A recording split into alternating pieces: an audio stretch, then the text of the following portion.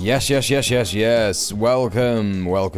We are live, and it is Tuesday, 8th of July, 2025. How are we all doing, chat? It's good to see you. Welcome in. I suppose I should do a Twitch story, because I did that yesterday, and I noticed a huge difference. And that was that I was getting, like, new people in the stream, like, pretty consistently throughout the stream. So I'm gonna try and do one again. I'm gonna see how this goes. So you're gonna hear me do this now, by the way, just so you're aware. What's up, everyone? Me and Melper are here, ready to take you through today's news, and we will also be reacting to some of the most worst right-wingers that you have heard of, and their awful takes on what is going on currently in the world. You know where to go. I'm live right now. Hit me up. I'll see you in the chat. It would be good if I could just, like, automatically export that to my Instagram. That would be really good, but never mind, so be it. Anyway, I tried that for the first time yesterday, and it was pretty good. We did get, like, a bunch of new people in yesterday, who ended up following, so I don't know, maybe it's gonna make a difference again. But how are we all doing? We got some people in the chat already. We got Fraser, we got Confero, we got Ninny, we got Steph. I know you're lurking, Fraser. Thank you so much for having me on in the background. Really appreciate that. How are you all doing? What's going on? Good to see you. Good to see you. How was yesterday? I hope that yesterday was okay for some of you who weren't here yesterday. How was your weekend? Yeah, I had the job center today. Normal stuff. It wasn't as bad as it has been over the last, like, 2 months or 3 months or however long it's been. Wait, how long has it been? It's been since about... It's 2 months since I've been getting, like, paid properly by the job center and going all the time. So yeah, I think that's roughly how long it's been. But it was much better today. Like I say. It's been much better consistently, actually. It's just about, like, if you just, like, do what they say and you still don't get a job, I think they just kind of go, oh, right, okay, the country's fucked. I mean, everybody knows that the country's fucked. Everybody knows that people can't find work and shit. I think that, like, my job advisor is currently, like, having, like, so many people come in that I'm, like, one of the better people, I guess, who, like, does what they say. Which sucks. It shouldn't have to be like that at all, but it does mean that it's easier for me, and it means that I can, like, come here and make content, you know? Yeah, so that was all I did today. No, what am I talking about? I've done other stuff today. I wrote a bit of writing. I've done, like, a piece of writing on my Patreon, that if you're already a patron, you can go and check out. If you're not already a patron, you can buy it for £3, or you can become a patron for £2 a month, and get access to that and more writing in the future. So go ahead and check that out. It's a little piece that I did on the sort of, like, the news that there is going to be essentially a concentration camp in Gaza, in Rafah particularly. So just my thoughts on that and where we're up to. So yeah, you could go and check that out on my Patreon. That is, of course, in the chat as always, if you haven't already seen that. What else did I do? I did some new Instagram slides today on my Instagram, so go and check that out on the socials. You can find that out. Go follow me there if you aren't already. Go and check my latest post. Give it a like, give it a comment, boost that in the Instagram algo, you know. Every little bit helps, chat. Every little bit helps. What else do I got? What else do I got to tell you? Nothing crazy. I went to sleep pretty early last night. Like, I you know, finished the stream. Did maybe, like, 1 or 2 things. Just went straight to bed. Got up early because I knew I had the job center. It's been a fairly uneventful day. I don't really have much else to say. Let's get on with the news. What I'm planning on doing in the future, I think this is how I'm gonna like try and do things in the future. It's a fairly slow news day, as far as I'm aware. Right, as far as I'm aware, I might be completely wrong, about that. However,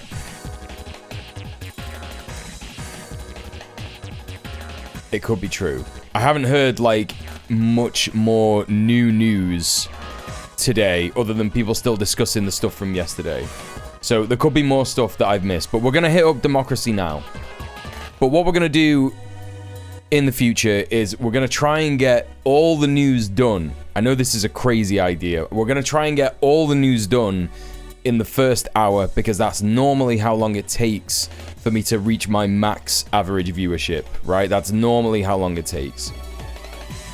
So I reckon about that amount of time spent on the news, and then we go into stuff that we can laugh at, hopefully, get mad at together, react to some horrific right-wing slop tubers. I got a whole heap of stuff for us to be looking at today. Everything from like fake AI content that boomers and fascists are getting like mad at, they're like making it up and getting mad at it online, to Russel Brand talking about the New World Order and the Epstein flight logs. Crazy that he's talking about the Epstein flight logs. So, you know, obviously I'm going to edit this into a bit for the YouTube channel. Like, without a shadow of a doubt. Because I can't think of a better title for a YouTube video, a clip edit, than sex offender is concerned that other sex offender didn't get prosecuted, killed himself for no reason apparently. It's just bizarre. Like, what a topsy-turvy fucking world we live in. Crazy stuff. Okay, like I say, we're gonna get into the news. We got Big Amy. She's right here. You don't have to say Big Amy if you don't want to. I know that people are mad at her for like various reasons. Doing a little bit of like crap reporting on Palestine, crap reporting on Iran. No one's perfect. She's the farthest left-leaning, I guess, quote-unquote mainstream news reporter. And not just news reporter, but like Democracy Now! It's probably the most left-wing mainstream source in America. In the USA, in the maybe not in the Imperial Core, I don't know. But let's see what she's got to say. We're gonna have a roundup of the day's headlines, and if we see any that catch our eye that I haven't already had a look at, we will dive into them. So join me as we do so. To Democracy Now!, democracynow.org, the War and Peace Report. I'm Amy Goodman. President Donald Trump welcomed Israeli Prime Minister Benjamin Netanyahu to the White House Monday, where the two leaders promoted a plan to expel thousands of Palestinians from the Gaza Strip. Over dinner with Trump, his Mideast envoy and top cabinet members, Netanyahu presented Trump with a letter nominating Trump for a Nobel Peace Prize. Netanyahu this was crazy. Said he's working with the U.S. to find countries willing to receive Palestinians, claiming they would be free to leave Gaza voluntarily. Yeah, this is crazy. There is also something incredibly funny about this, but not funny. In case anyone never saw this.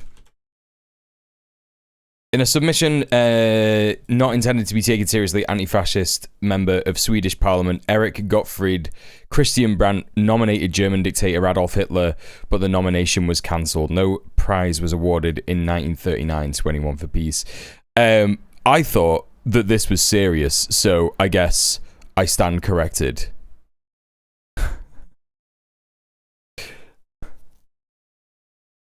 It was intended only as a satirical... So hang on, let's have a little look here.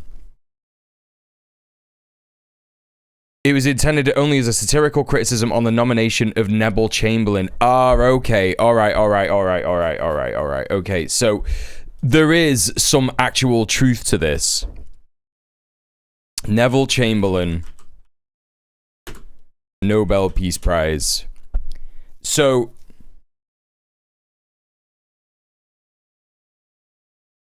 after Neville Chamberlain and Lord Halifax's Secretary of State for Foreign Affairs surrendered in Munich in 1938, influential voices were heard calling for awarding the Nobel Peace Prize to Chamberlain and Adolf Hitler.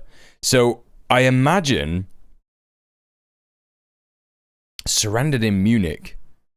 Hey B-Rat, how you doing? Welcome in. And also, hi Cryptid Juice. What's going on? Why did Neville Chamberlain win the Nobel Peace Prize? For his contribution to the Munich Agreement. That's right. The agreement accepted Hitler's claim that Czechoslovakia had to cede the Sudetenland to Germany. It was seen as a successful attempt to prevent the outbreak of a general war in Europe. Okay. So, I mean, there is still some echoes of truth to this in what people are saying, in that Hitler was nominated for a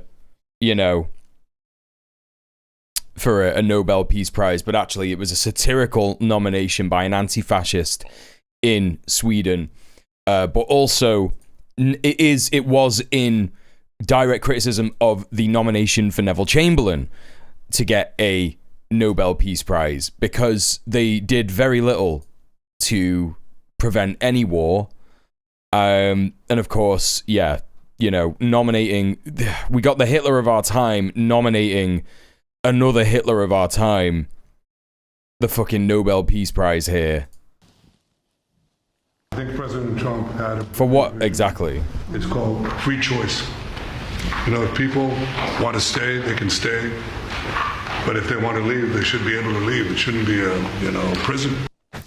Netanyahu's White House. Well, I don't know, dude. Just don't make it a prison, you fucking scumbag. As Israeli Defense Minister Israel Katz said he'd instructed his forces to establish what he called a humanitarian city on the ruins of Rafah in southern Gaza, where Israel would forcibly relocate some 600,000 Palestinians. There's no way that they're going to be able to do this, by the way. Not with the way that the resistance is still resisting.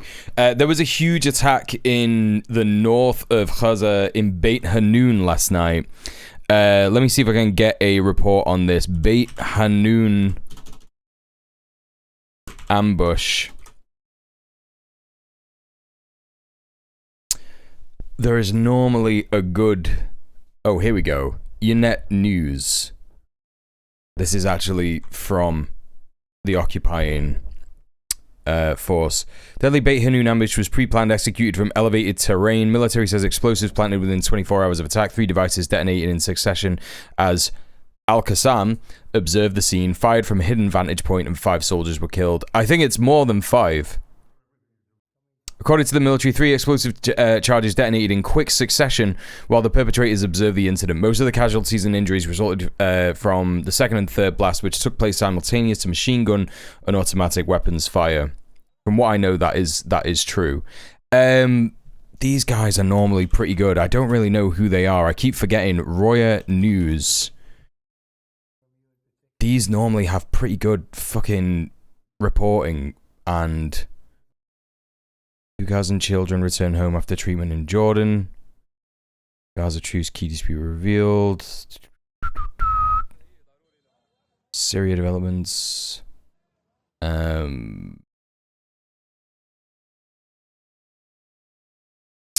Israel military claims it struck Hamas militant in North Lebanon. Yeah, I doubt that. Doubt that very much. Big claims. Israeli Foreign Minister Gideon Saar resigns from the Knesset. Wait, Foreign Minister or... Yeah, the Foreign Minister. Israeli Foreign Minister Gideon Saar presented the Knesset Speaker Amir Ohana with his resignation from the, quote, Israeli parliament. Under the Norwegian law, Druze politician Akram Hassan will take his place in the Knesset according to the National Unity List, and Saar will continue to serve as Foreign Minister.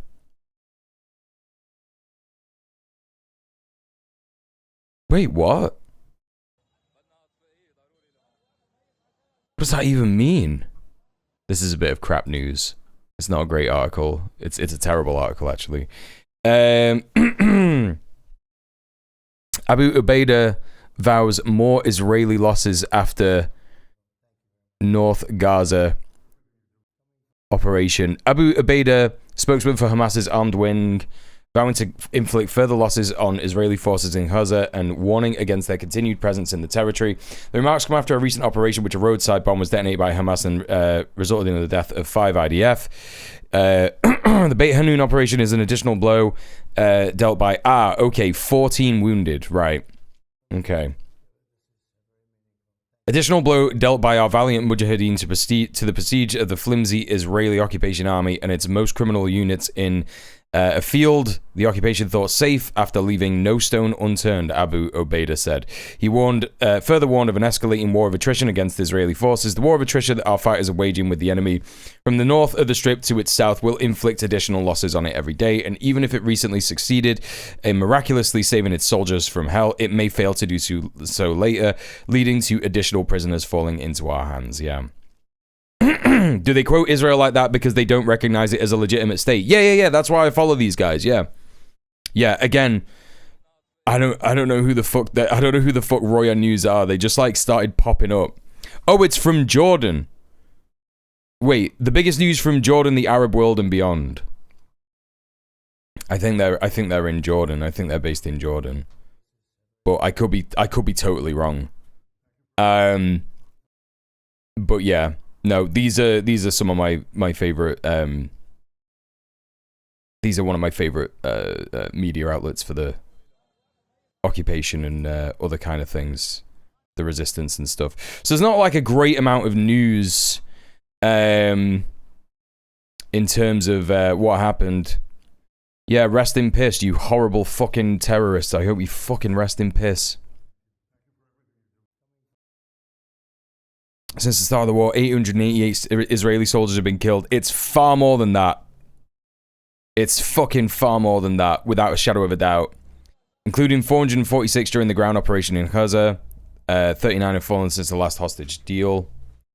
One of the 14 soldiers wounded in the incident. It was a terrible night. We evacuated under heavy fire. My friends were killed. I was wounded by shrapnel. We won't break. We'll keep fighting with all our strength against the evil and terrorists. Yeah, but you won't though, will you? You just won't. Because you just do not have the revolutionary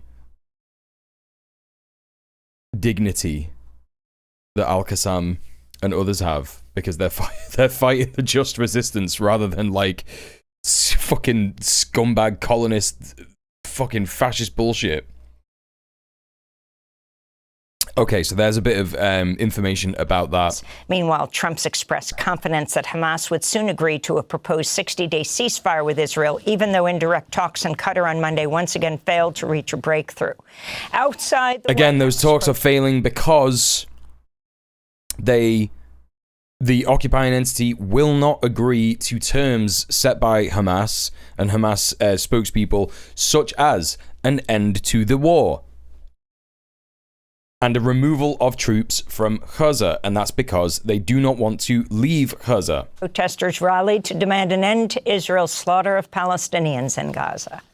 I can't stand the fact that people are suffering and being killed the way they are. It's unbelievable that this is happening in this day and age, and I feel helpless, and I feel like our country is hijacked by people who want this to continue and are making it possible. And that's not what I want my tax dollars to go to. In Gaza, Israeli airstrikes have killed at least 41 Palestinians since dawn.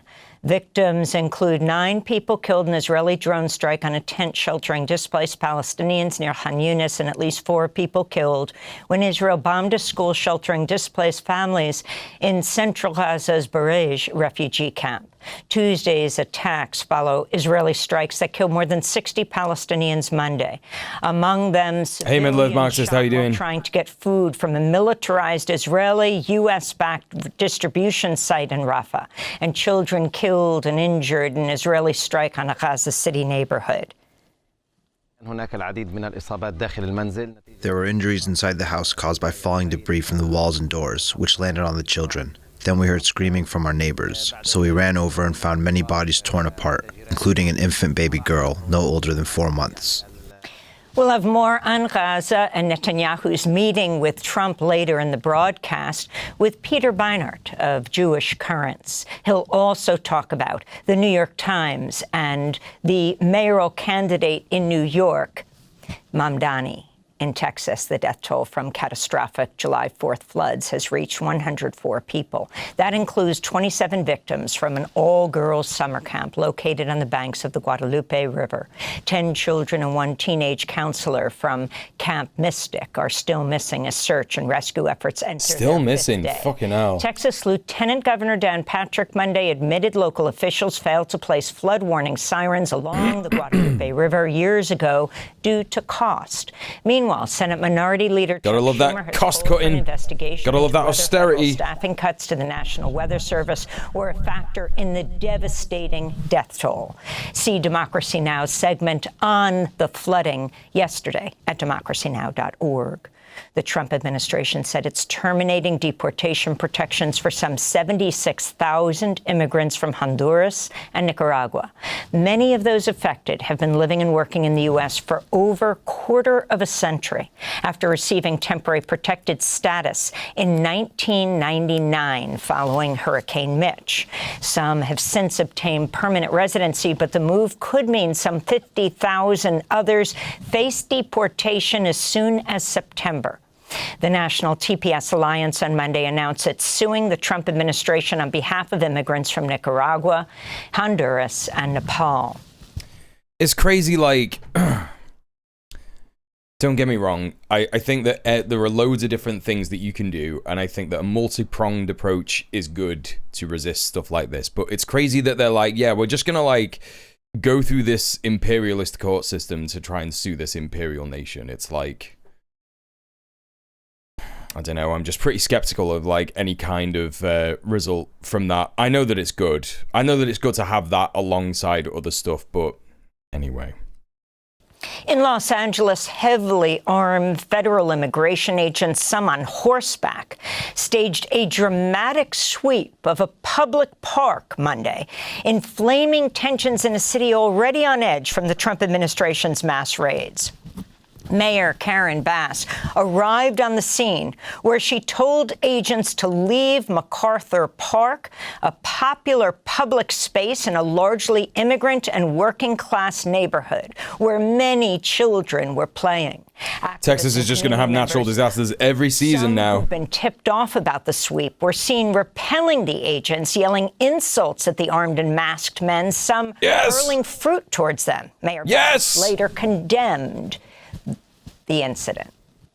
Frankly, it is outrageous and un-American that we have federal armed vehicles in our parks when nothing is going on in the parks. It's outrageous and un-American that the federal government seized our state's National Guard. It's outrageous and un-American that we have U.S. Marines who are trained to kill foreign soldiers overseas deployed in our American city. Meanwhile, the Community Self-Defense Coalition LA held a separate news conference Monday marking 30 days of resistance against the assault by federal authorities on LA communities. This is organizer Hector Rivera. Stand up and organize in your communities. This is the cutting edge of the authoritarian fascist takeover of America. This is it. Now, do you stand and fight for what you believe? Your silence will not save you. Pretending like nothing's going on will not save you. In Kenya, at least 11 people were killed and over 500 arrested Monday as police cracked down on protests marking the 35th anniversary of a pro-democracy uprising July 7, 1990. Authorities blocked major roads leading into Nairobi and businesses shuttered in response to the unrest. This comes amidst ongoing protests in Kenya over police brutality and corruption as demonstrators demand President William Ruto resign. This is a protester speaking from Nairobi.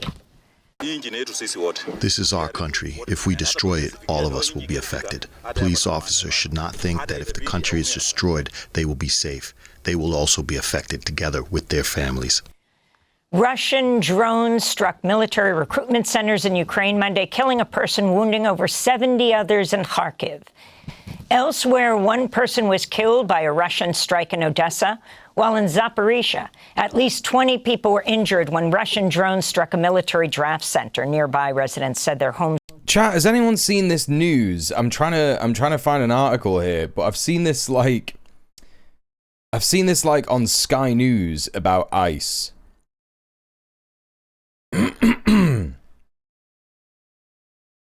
And I mean, there is some like different bits of news here that you can like take a look at. Like, this is from last week. But basically, there are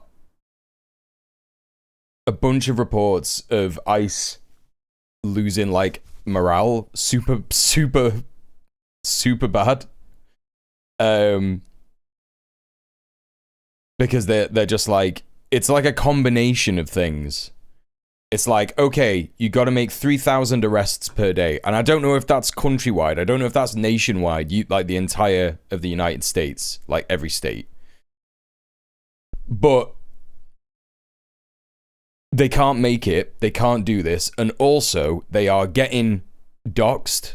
People are filming them and getting their faces and being like, what are you doing? And obviously, they're coming up against so much resistance. So an ICE source said here, now this is New York Post, so this is a right-wing source. This is a fucking right-wing rag, kind of like the US version of a Red Top. This is like the Sun. We're working constantly at an unmaintainable pace. It takes hours to process one person who is illegally in the country, and to be told what you're doing still isn't good enough is killing agents' morale. Another source fumed it gets harder and harder as the day goes by, as agents are moving from targeted operations, orders now to hitting up people in the street, like the raid on a Los Angeles Home Depot earlier this month, which drew massive protests and riots. Department of Homeland Security revealed on Monday that 75% of the migrants arrested in Trump's first 100 days had either convictions or pending criminal charges. We can fucking discount that because it's probably not true. Jackson emphasized the critical need for ICE to receive more funding from Congress through Trump's One Big Beautiful Bill. Well, they have that now. This is old news. This is from a week ago or so. The new strategy is a major shift from the early promises of Tom Homan. What else do we got? In a post on Truth Social last Thursday, so this was June 26th or something, Trump acknowledged his deportation campaign was hurting the farming and hospitality industries. But of course, we know now that the way that this has evolved is they're basically going to be making legal slavery in farms in the US. So they're not really going to be protecting farm workers whatsoever. It's just a return to kind of bastardized version of slavery in the South. Mental. The dangerous new reality for federal immigration agents. I mean, you know, here's the thing. I don't quite know what the purpose of this article is. I don't know who this journalist is, Jenny Tare. But I know that the New York Post is biased to the right. And they normally say things like this to be like, look how evil the left are. Look how evil they are. They are making ICE feel so sad and so scared. And that is counterintuitive. If you know, I guess they expect left-wingers to not read this stuff. But, you know, we are going to read it. You know, look, it's happening now. We're reading it now.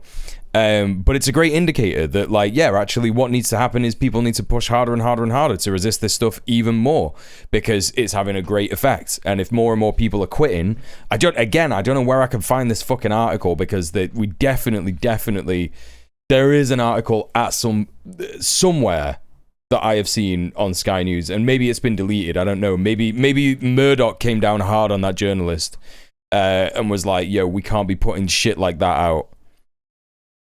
There's a screenshot of it anyway. ICE morale. And also, like, we're getting this as well. Like, there's more and more news reports like this from Fox and Friends saying, like, can you believe this? Let's fucking go. Who is this for? Who, like, in Fox's audience, who is gonna know what this means? ICE morale soars after big beautiful bill passes. Like, who is this for? who are you who are you telling us? Who are you telling here? Great news, their hands are no longer tied behind their backs. Mental. Just mental shit. Happy Independence Day. I want to talk about just how significant the largest infusion of border resources we are getting in the big, beautiful bill. Every border official I've ever talked to said there's three. Oh my God, look at the fucking. Our nation. Look at the fucking captions on Fox and Friends. What is happening?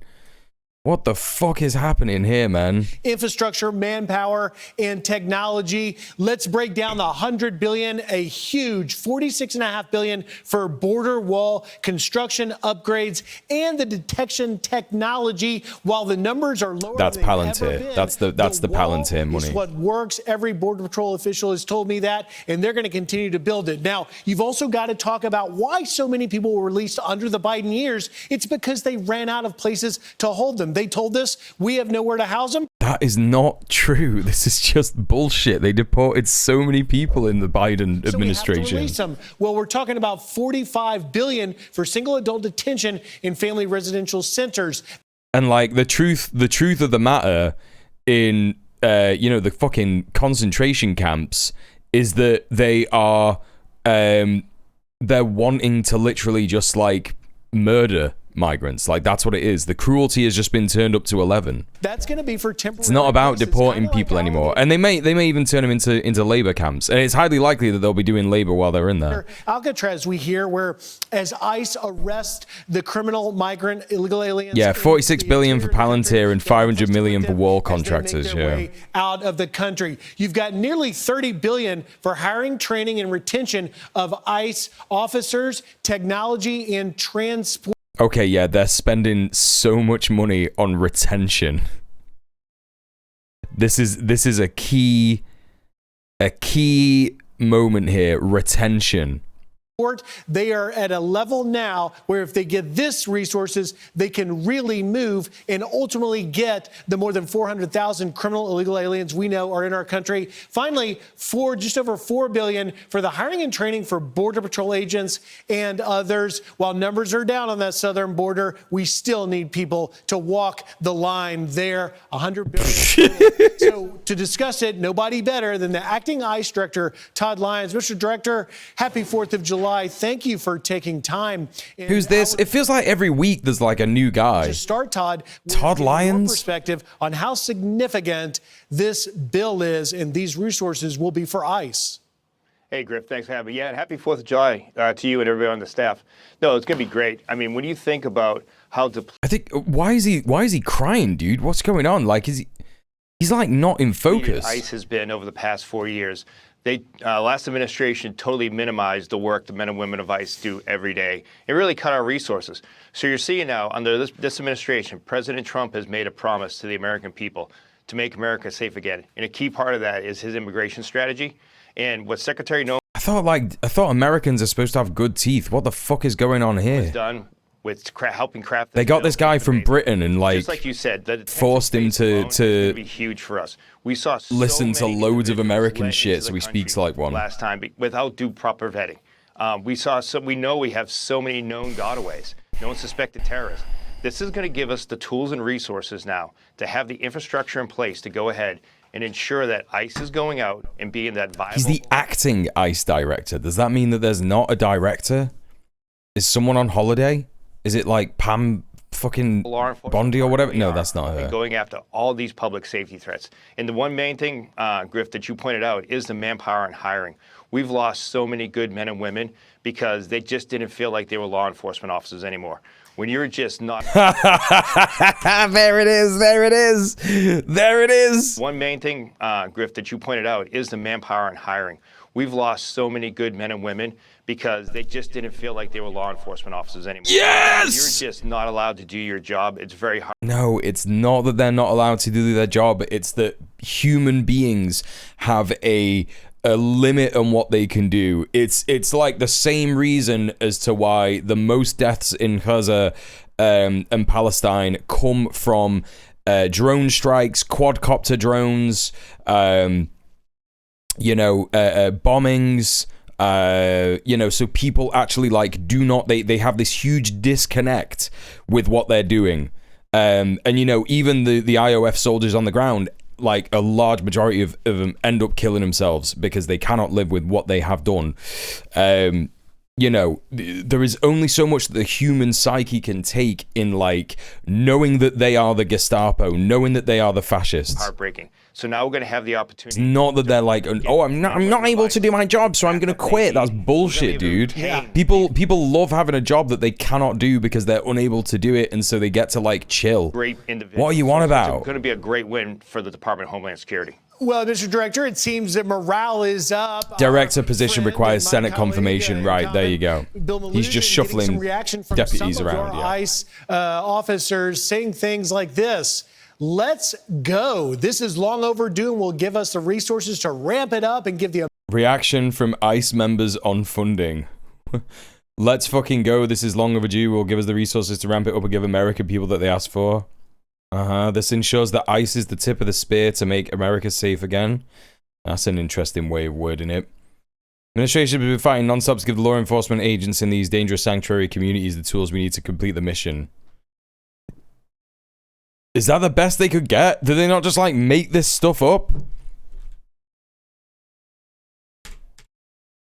Never seen, from agents being doxxed and assaults now on your ICE officers up nearly 700%, as you already have some California cities canceling their 4th of July events today to literally have a response to protect migrants from ICE raids. You see them here, LA County, Whittier, Bell Gardens. Hell yeah, dude. Remain scared. As well, just out of control. What are you saying to your rank and file? What are you saying to your team?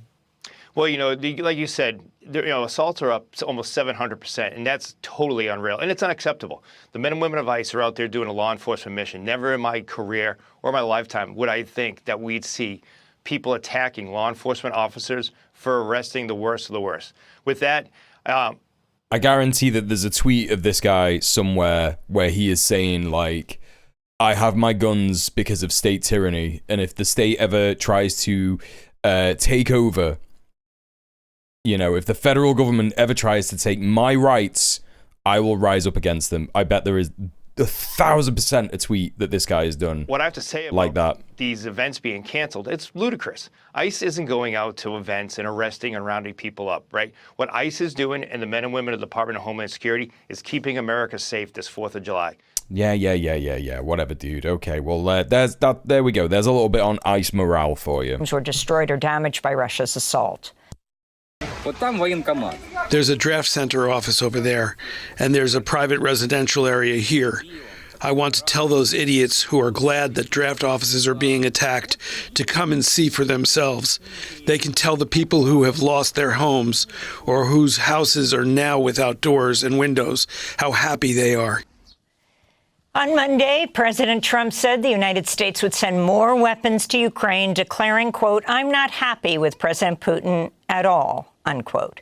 It was a This is such a fucking joke, dude. Just like the fucking Russia and Ukraine shit that Trump is doing, he's like trying to play them off against each other in such a like insane way. It's crazy. The Trump administration, which just last week he's like, Zelensky, you're playing with World War III, and he's like, I'm gonna give some more fucking weapons to Ukraine because it's going crazy. I'm not happy with what Putin's doing. Shipments, missiles, and ammunition to. I mean, if there is like a shift in his relationship with Putin, it might be to do with Iran. Who knows? Ukraine. Defense Secretary Pete Hegseth said at the time it was due to concerns over the Pentagon's stockpiles. Congress approved the arms transfers last year as part of a $61 billion military aid package for Ukraine. President Trump said he wasn't aware that the weapon shipments were stopped. Meanwhile, the British government has brought new sanctions against Russian officials, accusing them of deploying chemical weapons to Ukraine's front lines. Dutch. Right, when are you going to do that for Gaza, though? Lammy? When are you going to do that to Israel, huh? German intelligence agencies said last week what's it going to take, bro? Drones dropping a choking agent on Ukrainian troops to drive them out of trenches. Yeah, man. What about the reports about quadcopter drones? Putin was always using Trump in the way that Trump thinks he uses everybody else. Yeah, exactly. Into the line of fire. President Trump's threatened to impose tariffs of 25 to 40% on imports from 14 countries, including Bangladesh, Indonesia, Japan, South Korea, and Thailand. On Monday, Trump used his social media platform Truth Social. I'm sure that everybody in the next 4 years, when they realize they don't have all the things that they used to have, because countries will not trade with the USA anymore because it's too expensive, I'm so certain that the American people are just going to be so happy with that and fine and normal. It's going to be real normal. To publish letters to leaders of nations targeted by the tariffs, which Trump said would take effect on August 1st unless countries negotiate new trade deals with the U.S. That amounts to a 3-week extension of Trump's original July 9th deadline to strike a deal or face higher tariffs. Meanwhile, Trump has threatened to impose an additional 10% tariff. USA discounted reciprocal tariffs. 34% on China, 20% on European Union, 46% on Vietnam. He's done this thing where he went mental and was like, right, we're going to charge tariffs of 90% on Vietnam, fucking 88% on whatever country this is down here. And then he's gone, oh, don't worry, we will, you know, if you do a reciprocal tariff, then, you know, we'll only do 44%. But that's still like an insane increase, like completely mental. On countries that align... What's the lowest one here? 10% on... ...themselves with the BRICS group of nations. Hold up. Oh, what? Hang on a minute. Meanwhile, Trump has threatened to impose an additional 10% tariff on countries that align themselves with the BRICS group of nations, led by Brazil, there it is. Russia, India, China, and South Africa. There it is. There it is, chat. Third worldism, right? And it's probably not the way that Mao wanted it. It's probably not ideal, but it is in a way...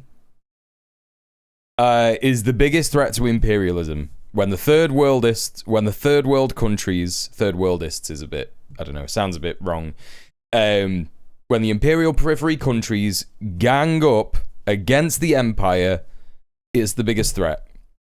Entirely. Trump cited the group's and that's why he's mad. Anti-American policies, unquote. Damn, dude, I wonder why that Brazilian exists. President Luiz Inácio Lula da Silva kicked off a 2-day BRICS summit in Rio de Janeiro.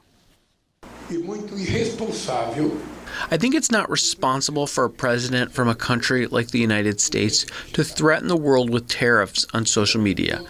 Honestly, there are other forums for the president. There's a bunch of mainstream news items saying BRICS is on the verge of collapse. No. BRICS collapsing. How BRICS is collapsing under the weight of its own what? No coherent agenda or mission statement. This is New Eastern Europe. That was like... fucking October last year. BRICS summit in Brazil tries to reinvent collective approach. Crumbling BRICS. Financier worldwide. This one is gonna be fucking shitting itself. Oh, this is in 2015?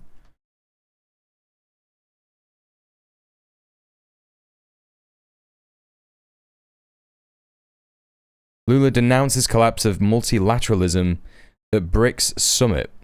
Is BRICS dead? Financial Express. Oh, I can't see any of these that you're talking about. BRICS future in doubt. Mint Press.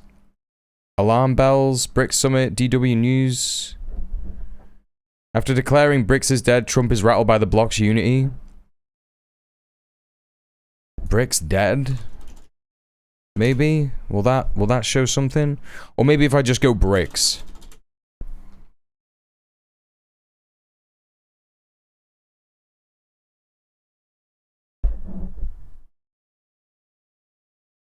Yeah, I'm not seeing it. Sorry. I mean, I wouldn't be surprised if this ends up being the case more frequently in the next few days after this news. United States I wouldn't be surprised. To other countries. For the first time since he took power in 2012, Chinese President Xi Jinping skipped this year's BRICS summit. Russian President Vladimir Putin, who faces an international criminal court arrest warrant for war crimes committed in Ukraine, appeared by video link. And in Boston, a federal judge has temporarily blocked part of the newly passed Republican budget reconciliation bill that bars Medicaid funding for Planned Parenthood clinics.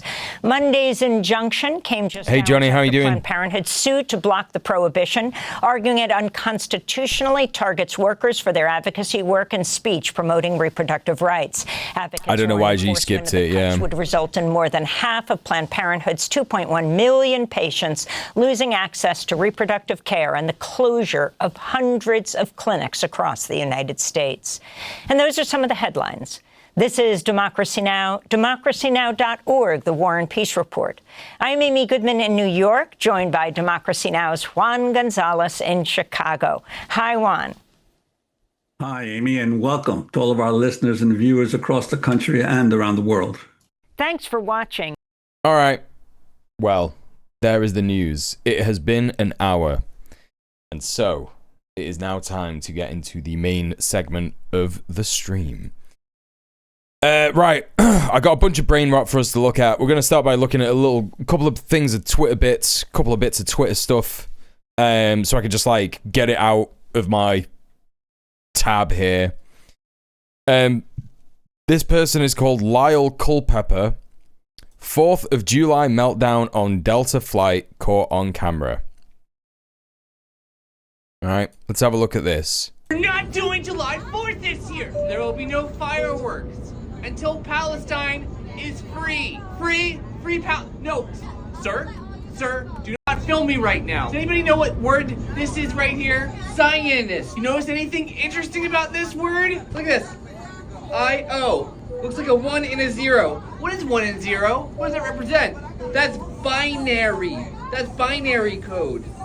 Zionists are binary. They don't believe in non-binary. They don't believe that over 85% of children were born in the wrong body. None of us are free until all of us are free and until all of our children are transgender. What is not clocking you? It's not clocking you that I'm standing on business. It's not clocking you that I'm standing in business class. Even if she didn't. Okay, have a good flight, everyone. Have a good flight. Place for herself here. Oh. Here's the thing. It's not AI. No. It's just this guy. This is his whole bit. It's just this guy. Like, look, he has a profile picture with Yahya Sinwar kissing him. Now, this looks like some AI shit. Queers for Palestine flag with, like, I don't know. I don't understand what this is, like, supposed to be. Like, unrecognizable flags in the background. Whatever. Spreading light and love through global intifada. There's lots of anti-Semites you could be following, so thanks for choosing me. God, yes, so funny. He's so funny. What a funny guy. Oh, and he's done a fucking bit. Here's my full unedited interview with Tucker Carlson. All I can say is being president of Iran is really difficult. I don't always have the right answers, but this should give everyone peace of mind. He did a 20-minute bit on the Tucker Carlson Iran interview.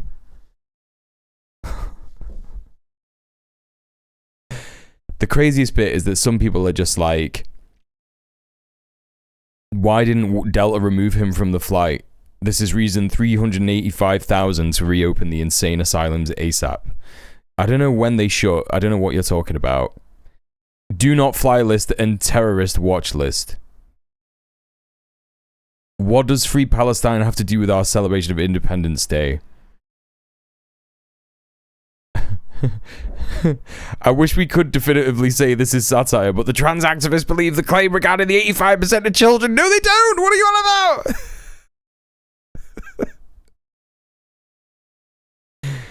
I suppose that makes biology binary. This is so funny. It's so funny, dude. Some people legitimately believe in this.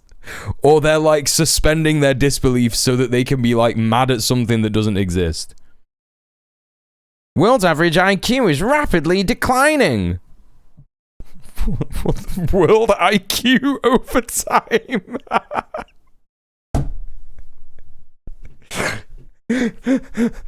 World IQ over time.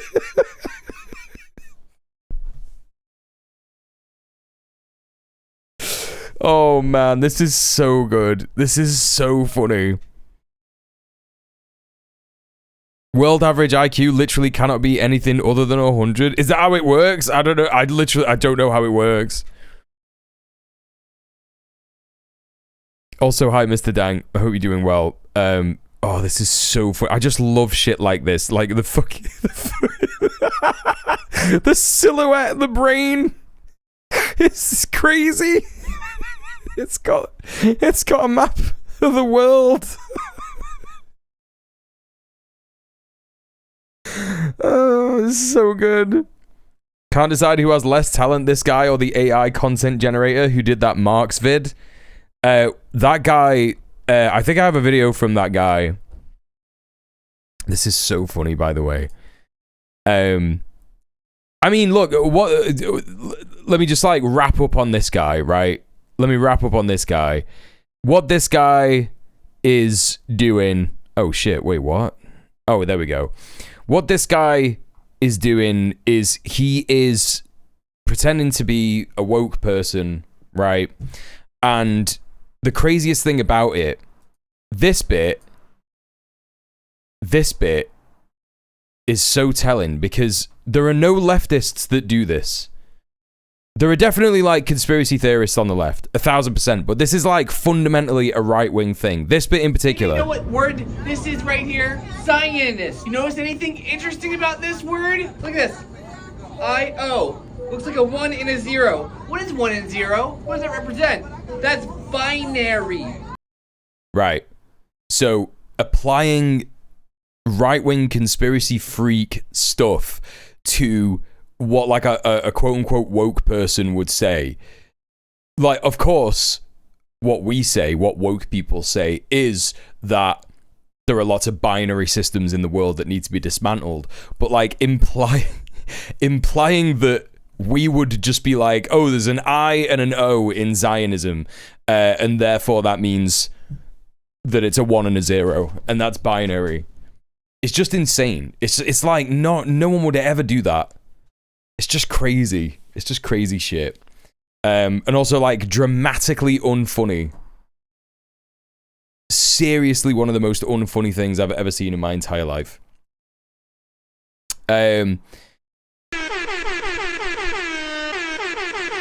Steph. 5 squids for our favorite wokey. Thank you so much for the £5. Thank you so much for subbing off Twitch. Thank you so much for supporting the stream.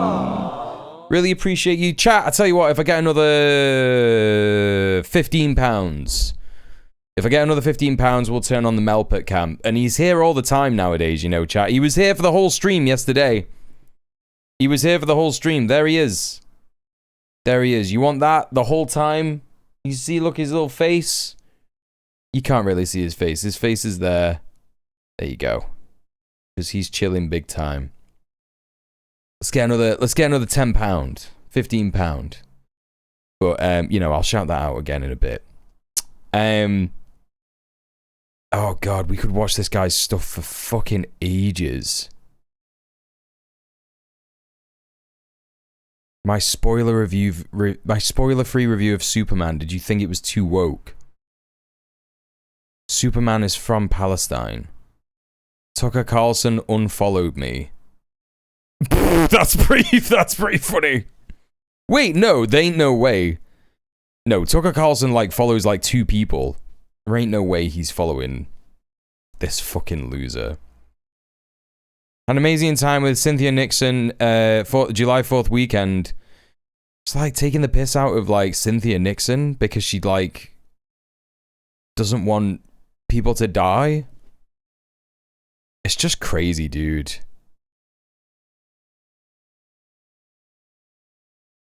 Looks like I got a lifetime ban from Delta.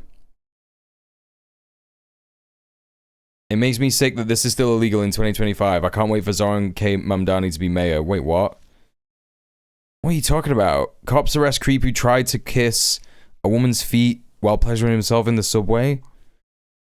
There's no like quote unquote woke people who would say anything like this.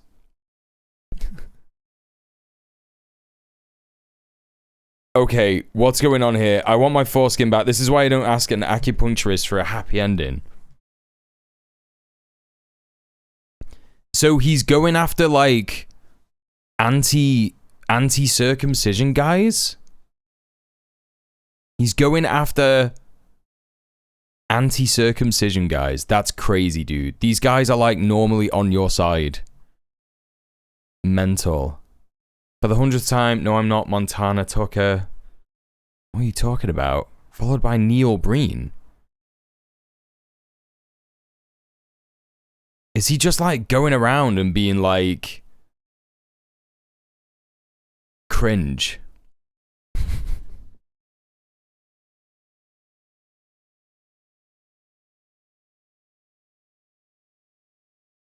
Oh, he went to fucking Denver Pride. That's what it is. He went to Denver Pride to bully people and film it and try and make content. Cringe. All right, well, I guess we'll keep this guy's profile on here. Maybe we'll go through this like tomorrow or whatever.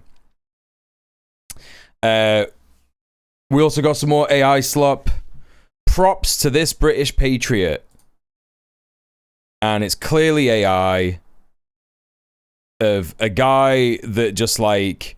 It's quite funny because if you think about it, like this being the AI version of like British Patriot is so funny. Like clearly what's happened is this guy's typed into the prompt thing, yeah?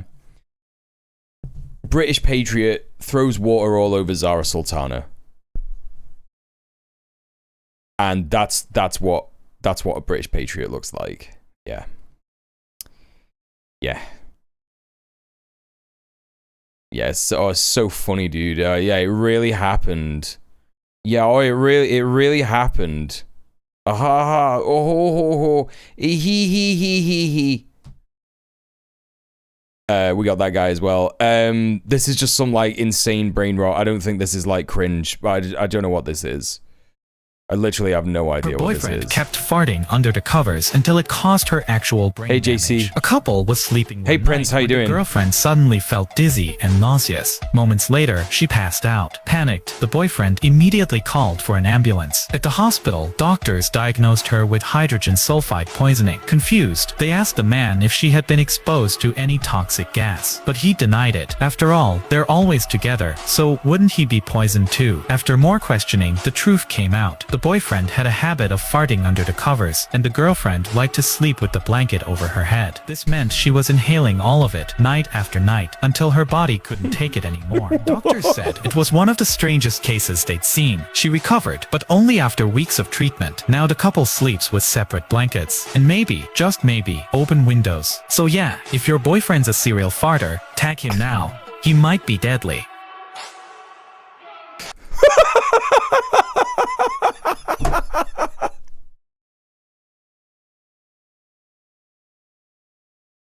What?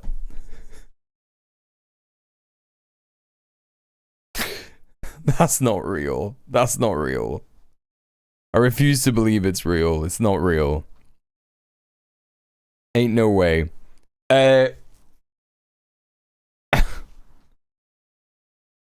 Never trust a Dutchman, yeah. Literally never.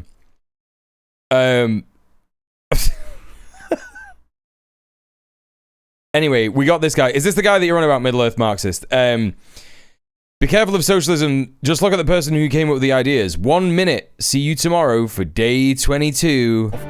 I snuck into the private home of Karl Marx. Oh, what the fuck? He really thinks that this is Karl Marx? I thought that he was doing a bit on Engels. He's got it wrong.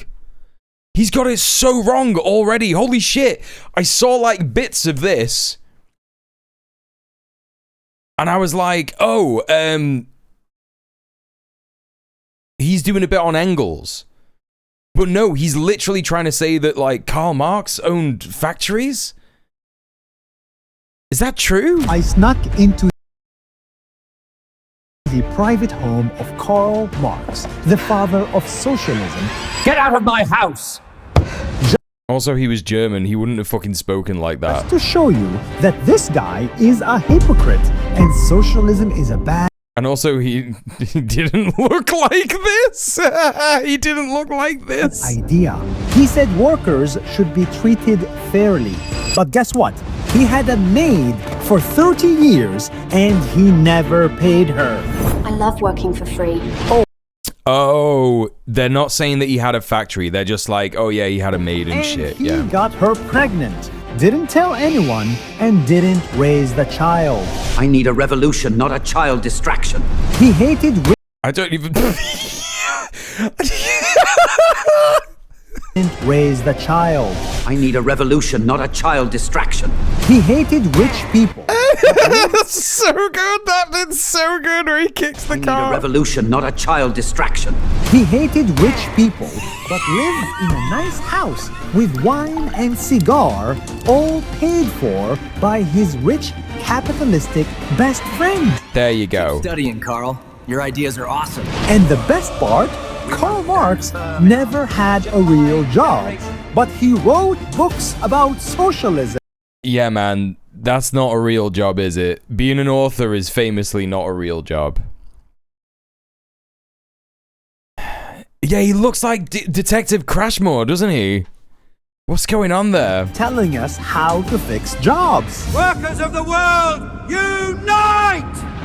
Also, this is like incredible stuff. I don't think Karl Marx ever went to any rallies. Today, socialism is sexy. I mean, he might have done. People love it. Socialism means fairness and the future for everyone. Yeah, true. Before you fall in love with the ideas, remember who came up with them. That's 1 minute. See you tomorrow. Yeah, I mean, like, none of this makes me not want to support socialism. I like who are they? Who's he trying to like? Who is this for?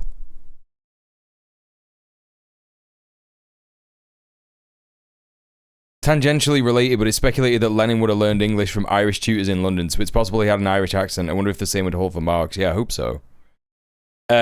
He would have almost certainly had a German accent, because he was fucking German. This is just crazy, dude. Just like the most unfunny shit whatsoever. Yeah, slop economy.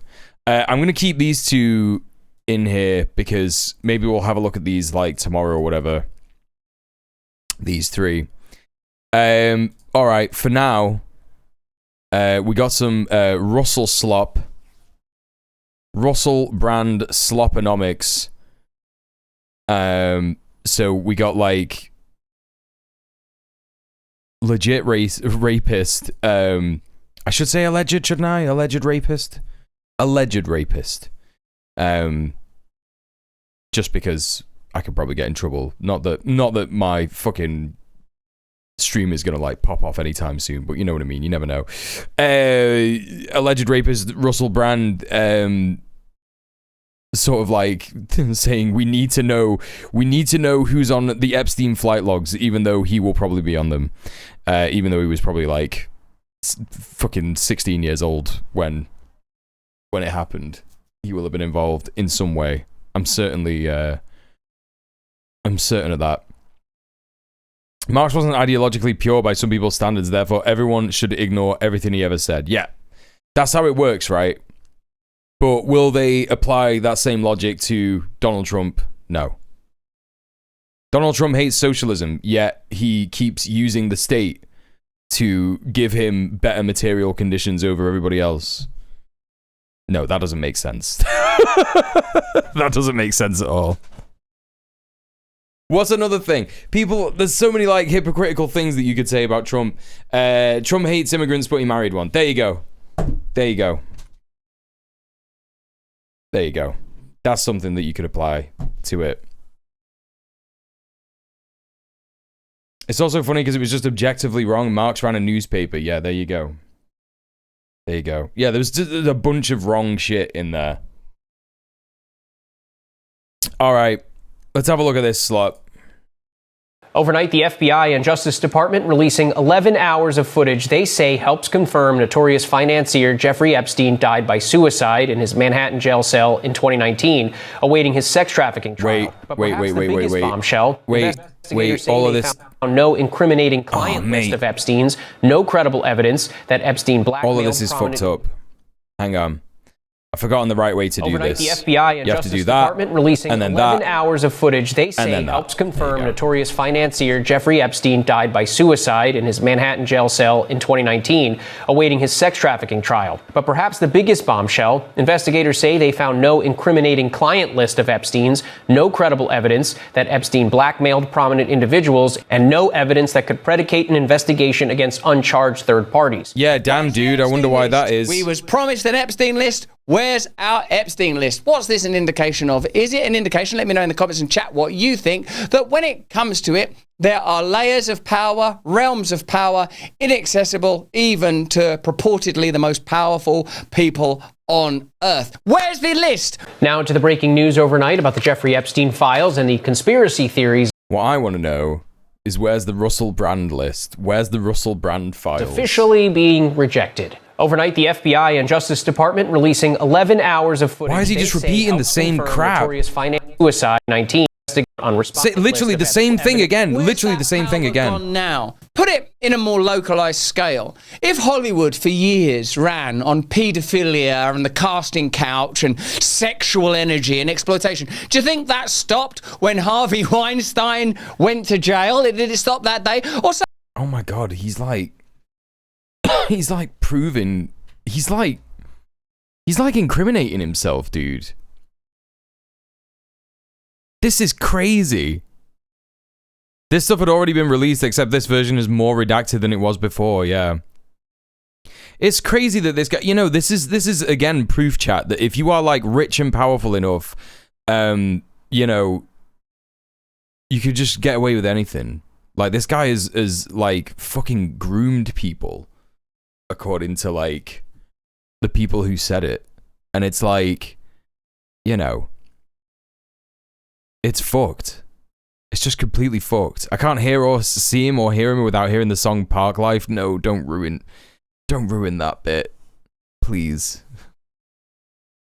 say, look at the Diddy trials. Diddy's been mostly exonerated, hasn't he? Mostly acquitted, found guilty of a couple of things. If Diddy was doing anything... They cut that pretty fucking soon, didn't they? Russel Brand operating on Alan Dershowitz level of totally not a rapist. That's right. Hey, Joe from Duran, how you doing? Good to see you. Yeah, fucking nonce life. They cut that bit pretty fucking soon. Stopped with Diddy? Like, that's the fact of the matter. That's what institutional systemic corruption means. It's crazy to hear him talk about this. This is fucking mental. Pot Kettle Black, the video. It runs deep. You can't solve it with one individual. He's like, you can't beat us. You'll never beat us. It's like fucking literally like defending the fucking rapist subculture of the entertainment and wealth circles of capitalist society. Even if it's a very robust and somewhat magnificent individual like Donald Trump. What is this surveillance footage? What is he doing? Is he like referring to himself? He's like, wait, what the fuck? Even if it's a very robust and somewhat magnificent individual like Donald Trump. What is this? He's just doing full-on, like, rapists are fine content. He is making money doing this because he's on Rumble. We're on Rumble right now, chat. This ain't YouTube. We're in the dark place. Yeah, the same institution that protected him for fucking decades. Surveillance footage prove, really, that... What, my God, like, I mean, I've seen footage of, like, Elon Musk and Donald Trump making out now. There's no footage that we can rely on as credible... Bro...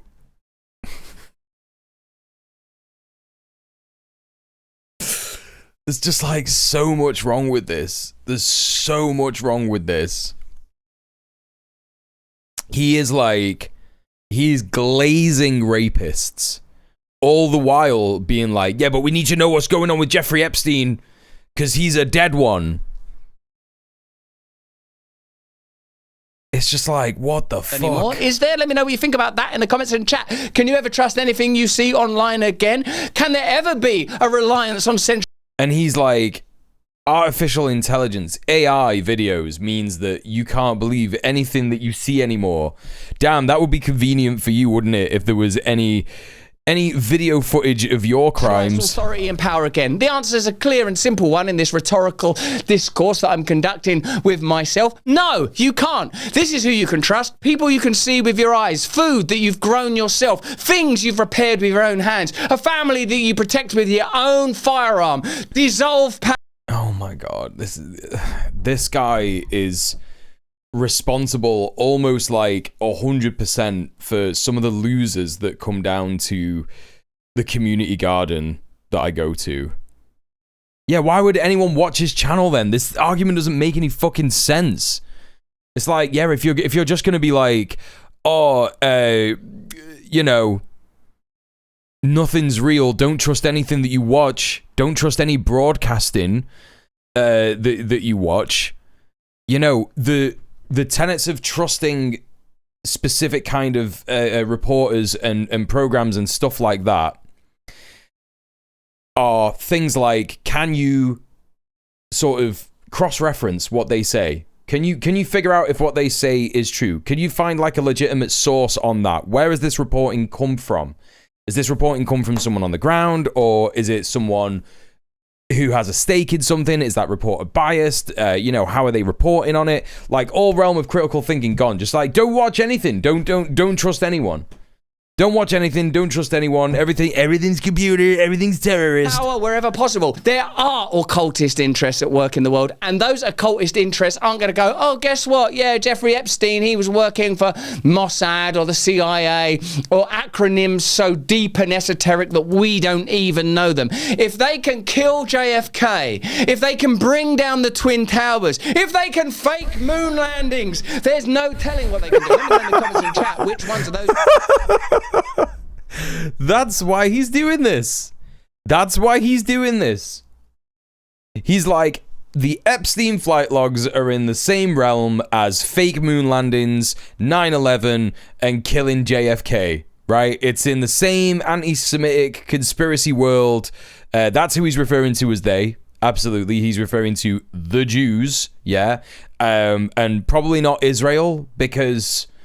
he was just like, yeah, it's not going to be the Mossad, it's not going to be CIA. So I don't know if he's talking about like Israel in particular. It would be fucking mental if Rusty Rockets was, you know, putting the was pro-Palestine. Like, that would be insane. He would only be doing it to be anti-Semitic, of course. Like, I'm absolutely convinced of that. But that's why he's doing it. He's doing this. He's like, oh, all of these things, they're all in the realm of like scary conspiracy theories, occult interests. Yeah, the shadowy cabal of people who are like pulling the strings, or the pedophilic cabal. Because he's like, those are the bad rapists. Me, I'm just Russell Brand, I'm just a regular rapist, like regular, allegedly, you know, who does these kind of things. And I was just, you know, I was just having fun. I was just messing around. I wasn't serious, you know. I thought those girls were really into me and they took the piss. You know, that's the whole thing he's doing here. It serves his purpose. It makes him money because that means that weird psycho fucking conspiracy nuts can watch this stuff. And it also means that, like, you know, he has an out for people who support him and like him to believe that he didn't actually do it. They're orchestrating. He's trying to tell the truth. And that's why everyone's coming out and saying that I'm an evil sexual assault pervert freak, right? You think are conspiracy theories and which ones are conspiracy facts? Because one thing that's a conspiracy fact now is you ain't getting the Epstein list. For years, Epstein has been at the center of conspiracies surrounding both his death and a rumored client list allegedly used to blackmail powerful men. Attorney General Pam Bondi, back in February, was asked if the Justice Department intended to release a list of Jeffrey Epstein's clients. Bondi saying this. It's sitting on my desk right now to review. That's been a directive. It was on the desk. There were thousands of hours of footage of Epstein watching child porn. Wasn't there? That's what we heard. He was watching it. He was rubbing his hands with glee. What's going on, guys? By President Trump, I'm reviewing that. So have you seen anything that you said, oh my gosh?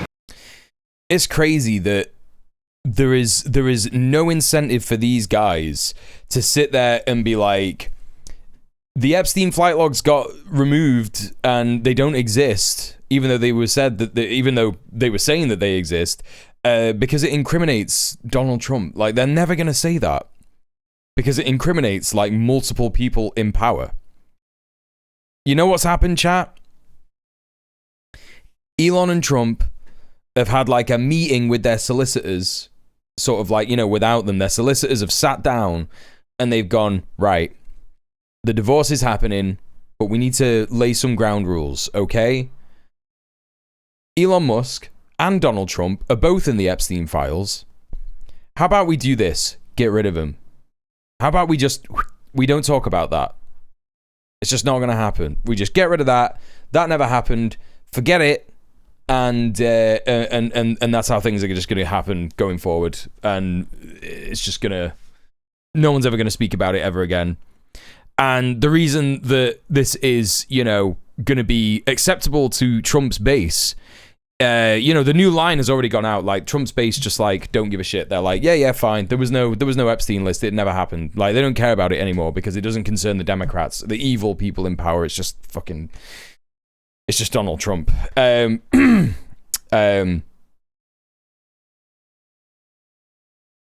is acceptable to them because it's... I think it's just that. It's literally just that. They are like... They're willing for it to be a thing when it serves Donald Trump. When it doesn't serve Donald Trump anymore, fine, whatever, who cares? They're not actually interested. Meanwhile, Elon just said Steve Bannon is in the Epstein files. Wait, what? When? Oh, I'm wrong. I guess I'm wrong. Hang about. Hang a fucking bout.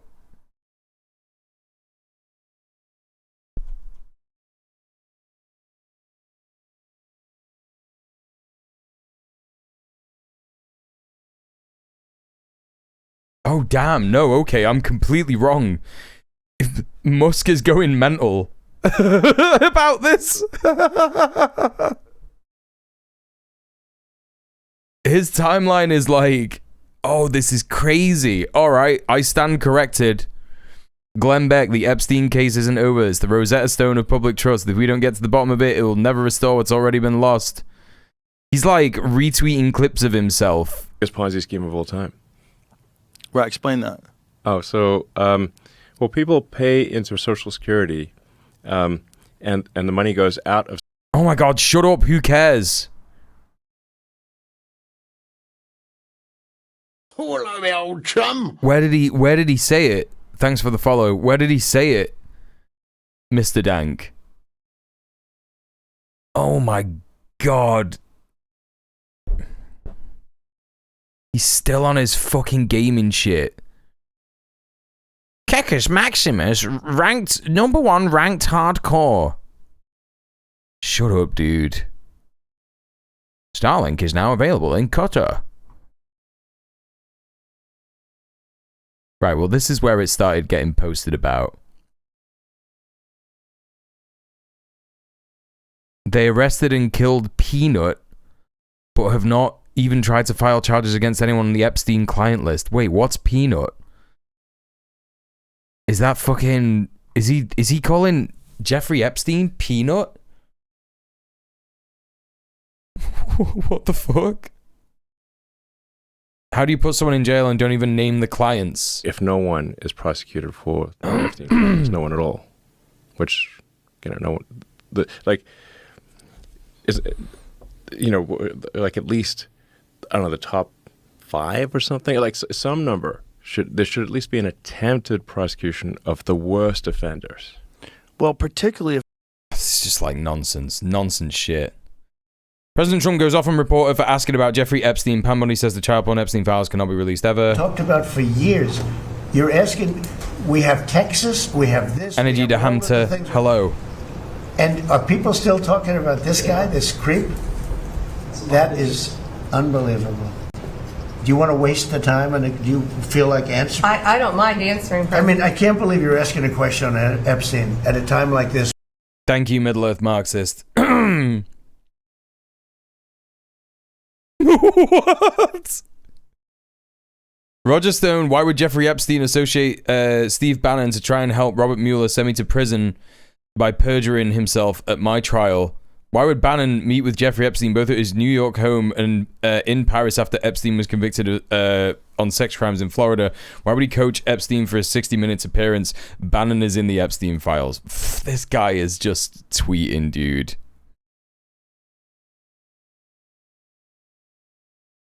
Pro-America politics. The modern-day Salem witch trials. Everyone Elon Musk doesn't like gets accused of being in the Epstein files. This is the new line. This is the new line. For real. They're just like, you know what, man?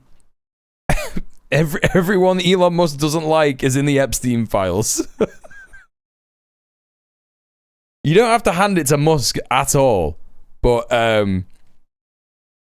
This is just crazy, dude. Like, he's probably right. He's probably right. He could be right. I'm willing to believe it. Like, without a shadow of a doubt. You know? The reason that the conspiracy lie, there is a shadowy cabal of elite pedophiles that run the world, yeah? The, you know, the reason that is such an easy to swallow pill is because there's a grain of truth to it. It's not like the Jews. It's not like, you know, some kind of like evil communist, bizarre China conspiracy. It's literally just the people in power of imperialist, you know, states and shit like that. Are unironic quotes about social criticism okay in chat? Yeah, as long as they like don't break the rules. Not yet.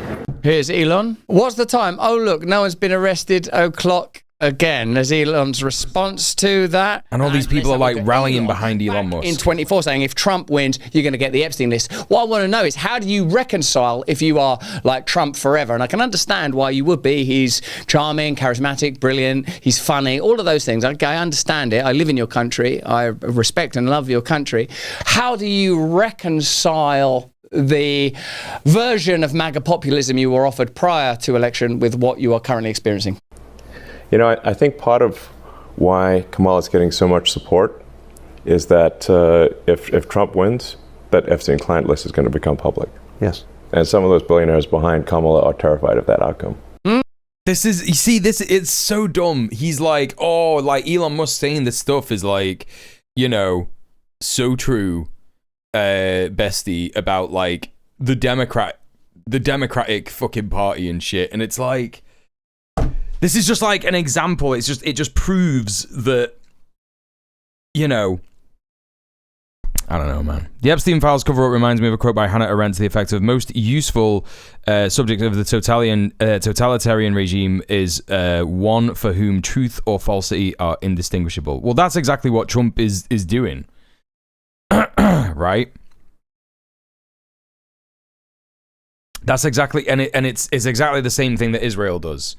It's exactly the same thing that the Zionist entity does, talking about, you know, we're doing this in Gaza. We're doing humanitarian relief in Gaza. And yeah, they have like a fake fucking thing, right? They have like a fake humanitarian aid unit that is just like luring Palestinians to their death. They like in fucking America, they're like, yeah, migrants are like evil and criminals, but they're just not, you know. Although to my understanding, she had a more nuanced position on Zionism than some others on the left. What? The nuanced position being like, it's complicated. Okay. So let's have a look at this, Pam Bondi. James Comer said yesterday that all the Epstein files are missing. They still haven't heard from you. No, the FBI, the FBI, they're reviewing, there are tens of thousands of videos of Epstein with children or child porn. And there are hundreds of victims. And no one victim will ever get released. It's just the volume, and that's what they're going through right now. The FBI is diligently going through that. I haven't seen that statement, but I'll call him later and find out. This Ghislaine Maxwell post is somewhat telling. DOJ and FBI have concluded there is no evidence that Jeffrey Epstein blackmailed powerful figures, kept a client list, was murdered per memo. Ghislaine Maxwell is in prison for trafficking underage girls to no one. That is interesting. Yes, what's Ghislaine Maxwell... Oh, shut up, man. He's so fucking annoying. in jail for if no one got trafficked, if there's no one on that list? Yeah, I know that, if there's no one in the corridors of political power in DC or Westminster thinking and saying, oh my God, keep that thing quiet. Here's PBD. Shocking. The DOJ and FBI have officially determined there's no proof Epstein was murdered. They didn't maintain a list of... Sure, I don't think that's a nuanced opinion. I think that most people can come to that opinion when you look at the bare facts of what's going on in occupied Palestine. The reason why most people on the left don't think that a two-state solution is possible is because this is currently what is happening during the two-state solution. Like, the two-state solution is now. You know, in the Oslo Accords, they were like, right, there is the Palestine Authority, they're in charge in the West Bank, and also you've got a government in the Gaza Strip. That's the two-state solution. And under the two-state solution, Israel has been genociding Palestinians, displacing them, doing ethnic cleansing, doing illegal settlements, torturing people, abducting them, detaining them without charge, like just still doing fascism. Like, the two-state solution doesn't work. That's why leftists have what you are saying is not a nuanced position. Clients, nor did he blackmail high-profile individuals. This is a terrible look on the FBI and DOJ. No one believes this. Not his haters, not his supporters, not his diehard supporters, not even Ghislaine Maxwell. Let's see what Tim Paul, Rumble content creator, says. Based on the latest development from the DOJ, the Epstein... It's just like... This is crazy, dude. The client list is now complete. Let's take a look. Let's take a look and see what Tim Pool's saying. Said no serious cunt ever. That's it. So what I'm starting to sense is that as you get near real power, the risks increase. That's what I believe. A lot of people believe that. Of course you would say that. Of course you would say that, dude. When you get near real power, there's so many risks around you. So many risks. Oh no. There's a risk of having multiple credible sexual assault claims made against you, like what happened to me. And everyone should not think about those whatsoever. This is crazy, dude. When he gets fucking prosecuted, they're going to be able to use shit like this as evidence. They're going to be like, look, you tried to like manufacture consent of your audience to like not believe that you did this. This is like some kind of fucking like contempt of court. Diddy may have been able to cut some kind of deal to just keep his mouth shut and not say who was at those parties that may have been embarrassed.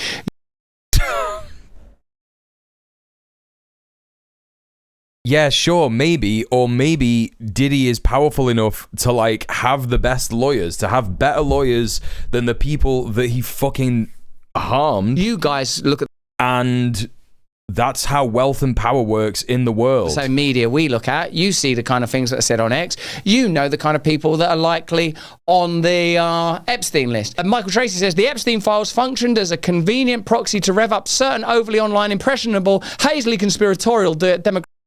Then I would just disagree. Israel has offered since the Clinton administration Palestinians a state, and the reason for what you call a genocide is because of Hamas and Hezbollah terrorist attacks, which, if they were gone, Palestinians would almost certainly be granted a two-state solution. Okay, here's the thing, dude. You are a cunt.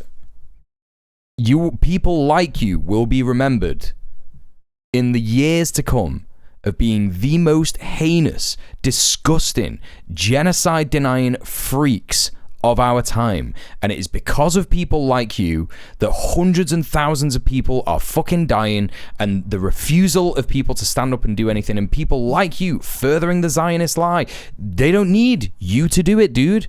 Unless you are getting paid by Hasbara to go into people's Twitch chats and say shit like this, which I very much doubt you are. And if that isn't the case, it's embarrassing that you're doing cover for them for free. They don't need you to do that. You are scum. You make me sick. And everyone will remember you for being like this. You're wrong about Hezbollah and Hamas. You're wrong about the two-state solution. I literally just explained it to you. And you're like, no, it's like this. Dude, I've been doing this shit for fucking 15 years. I know about this shit fucking far more than you do. Get the fuck out of here, you fucking genocide-denying scumbag. See you later, pal. Graphic into voting Republican and thinking they were defeating the dark, powerful forces of hidden establishment depravity by doing so. Clever. Are those forces still at work? Let me know what you think in the comments and chat. This is a flashback to Trump's lawyer and acting. What's he saying? Are those forces still at work? What is he on about here? You know the kind of people that are likely on the Epstein list. And Michael Tracy says the Epstein files functioned as a convenient proxy to rev up certain overly online, impressionable, hazily conspiratorial demographic into voting Republican and thinking they were defeating the dark, powerful forces of hidden establishment depravity by doing so. Clever. Are those... Okay, you don't have to hand it to sweaty Michael Tracy, but that's a pretty solid take. Republicans and Trump, particularly, and MAGA were never interested about doing anything to release the Epstein files, because if they did, it would have, completely compromised Trump. And that's the end of it. Those forces still at work. Let me know what you think in the comments and chat. This is a flashback to Trump's lawyer and acting New Jersey U.S. Attorney Alina Habba. Yeah, that's right. Not just lawyers. The reason that Diddy got away with it is not just lawyers. As you say, Middle-earth Marxist, the same PR ship merchants and bot farms that Johnny Depp hired to smear all of his victims as well. Yeah. Discussing Epstein on Piers Morgan. But in this case, in Epstein's case, it is incredibly disturbing. We have flight logs, we have information, names that will come out. Flight logs? Is it going to be shocking?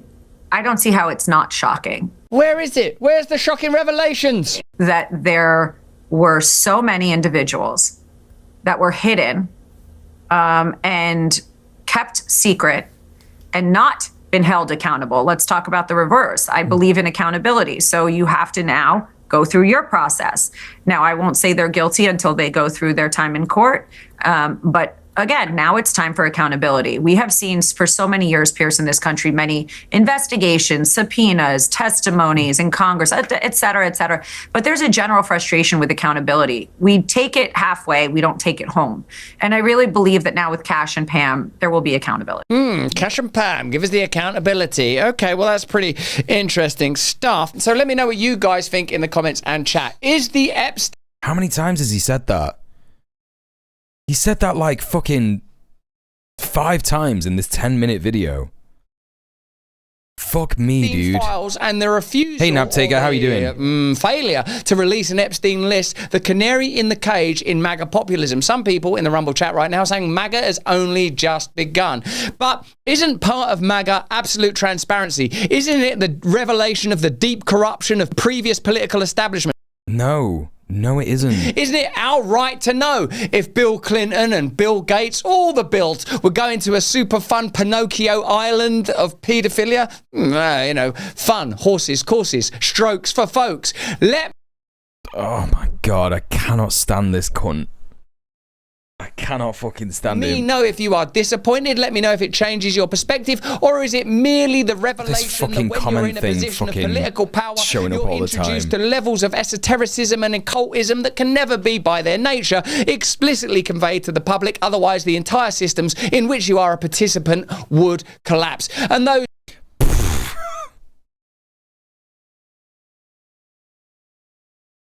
These fucking conspiracy nerds wind me up so much, because it's like, they're like, oh, if anyone finds the truth out about who's on the Epstein flight logs, the system will collapse overnight. Bro, shut up. No, it won't.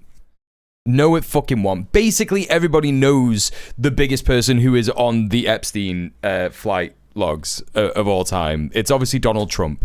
That's obviously why they're not getting released. That's why it's being revealed now that like, oh, the flight logs never existed. It is not real. That's the end of it. You know, everybody basically knows the system isn't falling apart. You are a plank. You are a fucking plank. It is so dumb.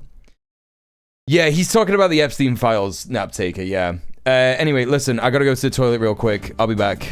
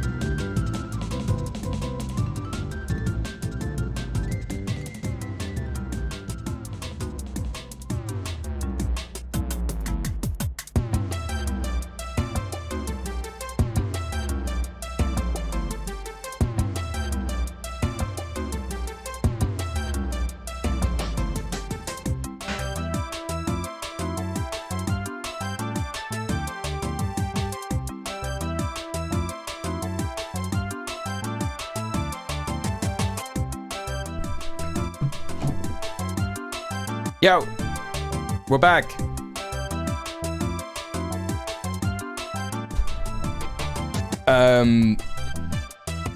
When did that guy make his account? Oh, okay. I was thinking it's that same guy that's been following me since I started streaming again. Like, made like 3 accounts or some shit recently. But it's not. I just want to see something real quick. Oh yeah, the limes are invisible. God, that's so funny. Fucking green screen is so good. Basically, I put a bunch of limes. I put a bunch of limes in my water bottle to get all the lime goodness out of them, and it looks fucking disgusting like that. It looks like I'm just drinking like filth. I'm drinking like dirt oranges, dirt lemons. All right, let's crack on with this bullshit chat. Those systems go beyond military-industrial complex, big pharma, big food, and systems of mind control and manipulation practice that scale through centralized media and right into the heart of darkness. Let me know what you think about that on the comments and chat, baby. Oh my God, he says it all the time. Please interact with my stuff. Please interact. I know that I do that, yeah, but like I do that like once an hour. I do it like once every fucking hour or some shit, you know? It's crazy that he's out here just like every 2 minutes. Let me know in the comments. Let me know in the comments what you think. Let me know in the comments what you think. They're all my secret sock accounts to bait you into rage content. Yeah, that's what it is. Thank you. Thank you, Prince. I appreciate you doing that. Right, okay, so we got Rusty Rockets' take on the fucking Epstein logs here. Now we've got a video here. New World Order, it might be too late. I can't wait to hear what he's saying about the New World Order. You know, a one world government to control. Oh, he's criticizing log every single keystroke to make sure people don't program. Palantir. We're likely to have a whole lot of different autonomous and Internet of Things systems that are all interrelated also with what's on our physical person. The way the Antichrist would take over the world is you talk about Armageddon nonstop. You talk about existential risk nonstop. And this is what you need to regulate. Peter Thiel is one of the most powerful. Oh, why has he got his fucking top off?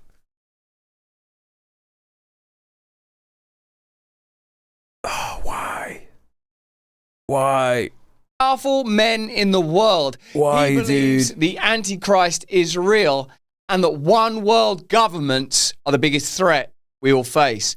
Are they? This guy is one of the biggest sleazebags of all time. He's such a fucking sleazebag. I swear to God.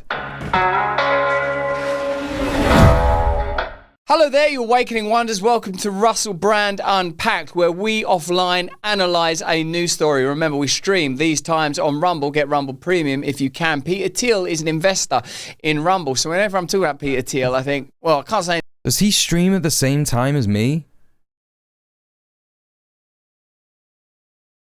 1 p.m. ET, 6 p.m. BST. He streams at like the same time as me. This fucking sucks. He wants to do shots of bleach with me overseeing top open brand. Yeah, me. Me, please! This is fucking fucked. What a horrible thing to have to look at. Mule was never in Rock of Ages. What's Rock of Ages? What's that again? If you can. Peter Thiel is an investor in Rumble. So whenever I'm talking about Peter Thiel, I think, well, I can't say anything that's going to ruin my potential income. He's saying that with like, without a lick of fucking irony. He is not even remotely like, the thing that fucks me up all the time, yeah, about people like this is, does he know that Peter Thiel is like on his side? Like, he doesn't give a shit. He's like, hell yeah, dude. Hell yeah. I love that this guy is on here talking about this stuff. He probably watches Russell Brand. He's probably fucking jacking it watching Russell Brand. You know? Hell yeah. More people who are saying I'm the Antichrist. More people who are saying bullshit about me. You know? I'm fancy I have winter spice cleaner for palate cleansers. It's a terrible junk box musical. Oh, okay. Yeah, we got zero audience overlap. Yeah, 1000%.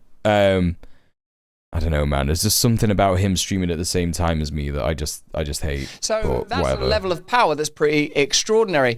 Here's some things that I know off the top of my head about Peter Thiel. He's a Christian. He was influential in J.D. Vance coming to Christ. I think I know these things. I could be wrong. I'm always open to the possibility that I could be wrong. I've been wrong. No, you're not. What are you on about? No, you aren't. No, you aren't. If I sat there and debated Rusty Rockets and was like, what you're talking about is communism.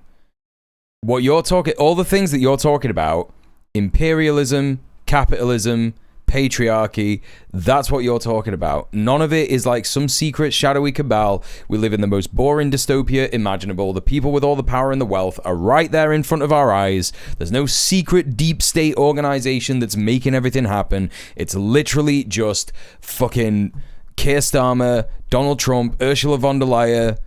That's all it is. Benjamin Netanyahu. It's just those people. They're just regular people. Well, they're not regular, but you know what I mean. So many times, Lord. So many times. He has to know. He has to know, doesn't he? He's deliberately trying to obfuscate shit. Faces one world government.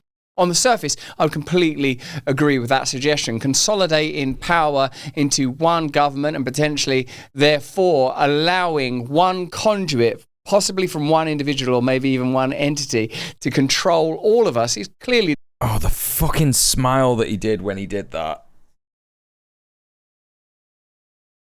The biggest threat we face. In this video, we're going to be talking about some of the emergent technologies, biochemical and... It's also not the biggest threat that we face. It's also not the biggest threat that we face. The biggest threat that we face is like nuclear war. That's actually nuclear war and climate change. Those are the biggest threats that we face. And obviously, working class people, capitalism is the biggest threat that we face. All the time, on a daily basis. Landlords. Biosurveillance technology, in addition to new online surveillance technologies that might mean that everything we do, breathe, digest, and palpitate could be observable. Let's have a look at this together and ask.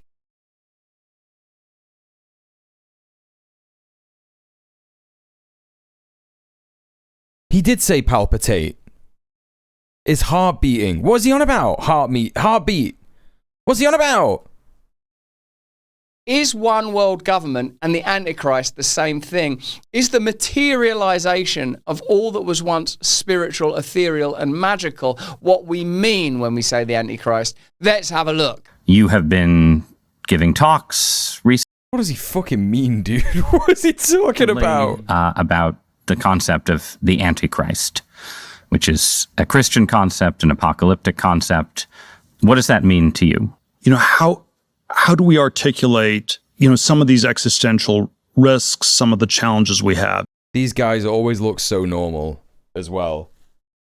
This guy looking like a cursed, even more cursed version of Ricky Gervais.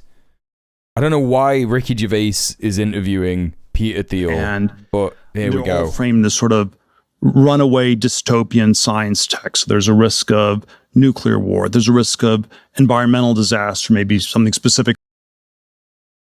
Also, why does he look like this?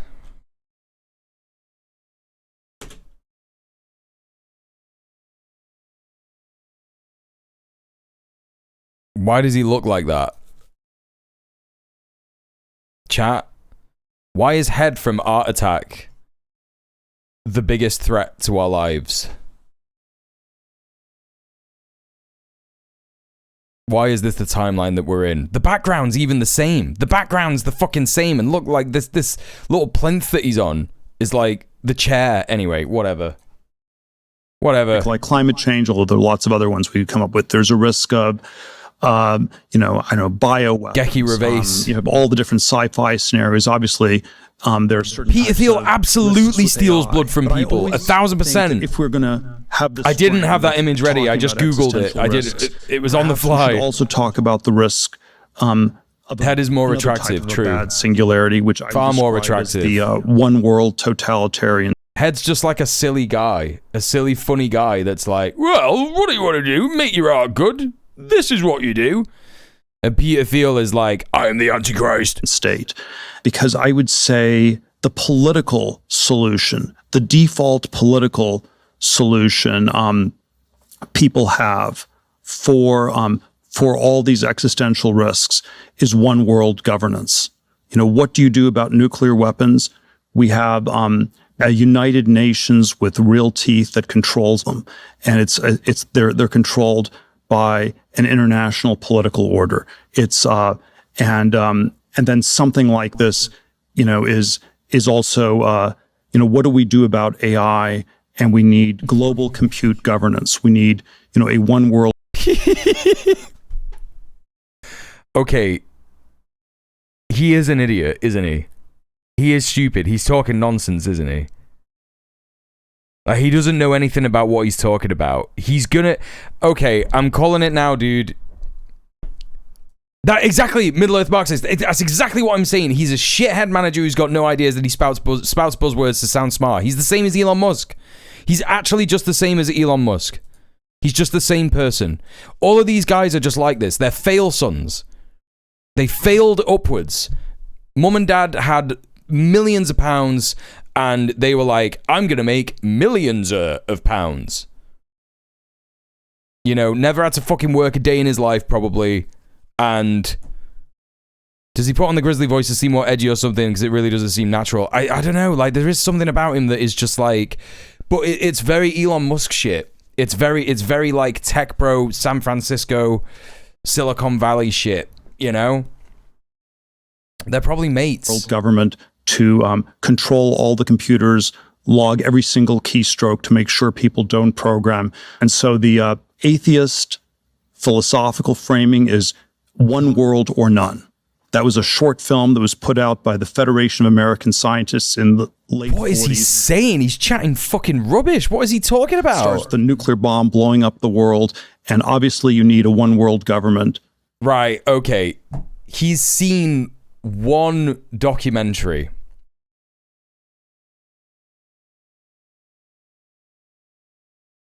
He's seen one documentary, and he's like, that's my entire beliefs now. To stop it, one world or none. And the Christian framing, which in some ways is the same question, is Antichrist or Armageddon. You have the one world state of the Antichrist, or we're sleepwalking towards Armageddon. One world or none, Antichrist or Armageddon, on one level are the same question. The way the Antichrist would take over the world is you talk about Armageddon nonstop. You talk about how you doing? Good to see you. Nonstop, and this is what you need to regulate. So by Peter Thiel's assessment, the solution that will be offered to all of the prevailing problems that are continually reported on and often... Oh, and this is the thing. It just gives people like fucking Russell Brand like so much fuel and ammunition to be like, see, we told you, he's the Antichrist. That's what's going on. Amplified, maybe even exaggerated, will be the consolidation and centralization of power. The challenge we face that's unique, particular, and germane to our time is that we now have the ability to surveil and control. What did he say, germane? Of power. The challenge we face that's unique, particular, and germane to our time is... What do you mean, germane? What do you mean? Why is he saying germane? Why did he say that? What do you mean? The ability to surveil and control to a degree that was inconceivable when the idea of the Antichrist would have emerged. Although I suppose the Antichrist is a scriptural figure, and Scripture is outside, beyond, beneath, around time. Indeed.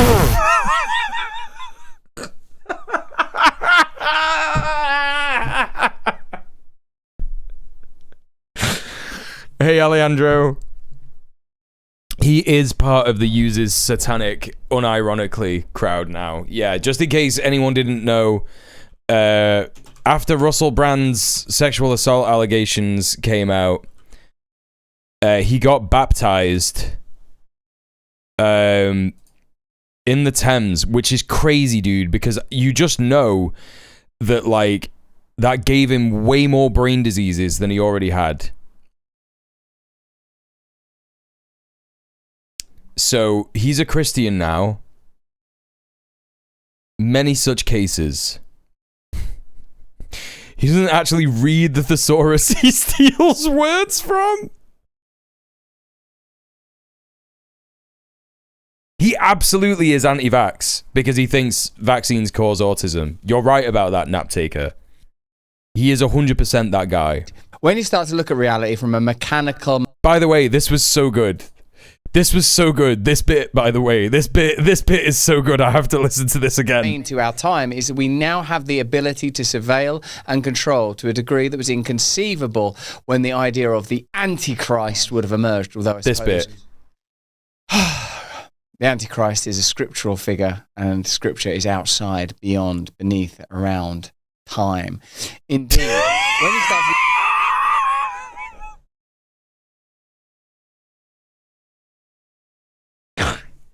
What's he smoking, man? Who's he getting? Who's his plug? Who's his plug? I need to smoke this shit.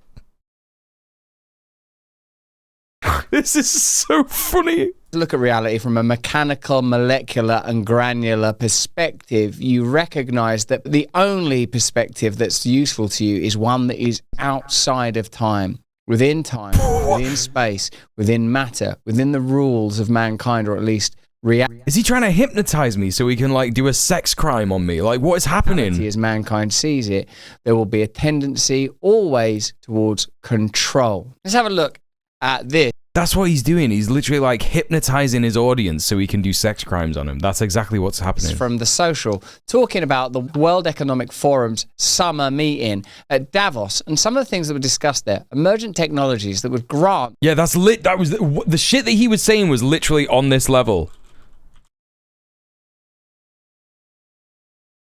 Literally on this level. Well, good night, son. Dad? Yeah? What is the mind? Is it just a system of impulses, or is it something tangible? Relax. What is mind? No matter. What is matter? Never mind. Dad. Good night, son. It's just that shit. It's literally just that. But he has like 50,000 people watching him and shit. Is this Brand's audition for Doctor Who? Hey, Popbank, how are you doing? Exactly the kind of centralized power that amounts to a kind of antichrist potency. The World Economic Forum annual meeting of the new champions... Wait, what did he say? What did he say?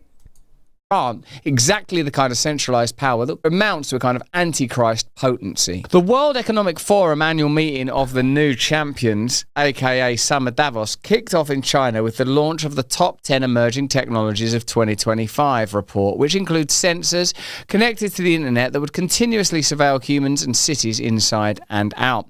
For over a decade, the WF has been putting out emerging tech reports, and this year focused on 2 technologies that have to do with sensing. So here at the WF, an expert called Catherine Danielle discusses autonomous biochemical sensing. I think when we think about the autonomous biochemical sensing, that relates very much to what Professor Lee's talking about in terms of the opportunities for personalisation of medical treatment, but also about safety and trust in supply chains and being able to pick up contamination in, say, environmental areas, in food systems throughout the whole process. One of the advantages of these kinds of sensing technologies is that they can give us a signal before there's a big outbreak. So if you can imagine very low levels of contamination, say in a water system or in a particular factory, might allow us to get that traceability and to maintain safety for the populations in an easier way. Okay. Chat, what are your thoughts on that? What are your thoughts on what that person just said? Does anyone know anything about that person? Does anyone know what that sounded like?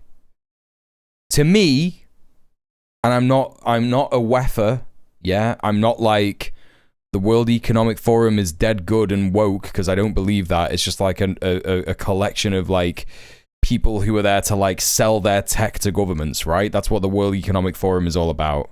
I don't know. It could be even less sinister than that for all I know, right? To me, that sounded like a pretty interesting infrastructure technology that could be used for good or bad. It could be used either way. It depends on who is using it, right? Do you know what I mean? But you better believe... Right, exactly, Johnny. But you better believe that Rusty Rockets here is going to be like, this is so evil, they're going to make another disease like COVID-2. They're going to make COVID-2. They're going to make another disease like COVID, and they're going to pretend everyone's got it, and they're going to use this technology to be like, everyone's got COVID, and make us have 1 billion vaccines, and it's going to give everyone autism. That's what he's going to say. Scientist seems idealistic and honest and authentic, but that ability to surveil at literally the molecular level could be used, of course, for good, but how else might it be used? Right, okay, he had the same take as me, which is like fucking frustrating because... The idea behind autonomous biochemical sensing is to monitor everything that goes on inside the human body and other natural environments. The technology has the potential to detect illnesses before they occur, to administer therapeutics automatically into the body when needed, and this type of sensing can be used in food safety processing and environmental monitoring. Often the template is, in order to provide protection and care, we need to invade and control. And here it comes. I certainly, if I was concerned about my health, and I am, or the health of a loved one, would yield to almost any kind of authority, surveillance and observation. My little boy has a heart condition. He often has to wear heart He's got a child! 24 hours to check how he's doing. And oh my God, that's because he's not vaccinated.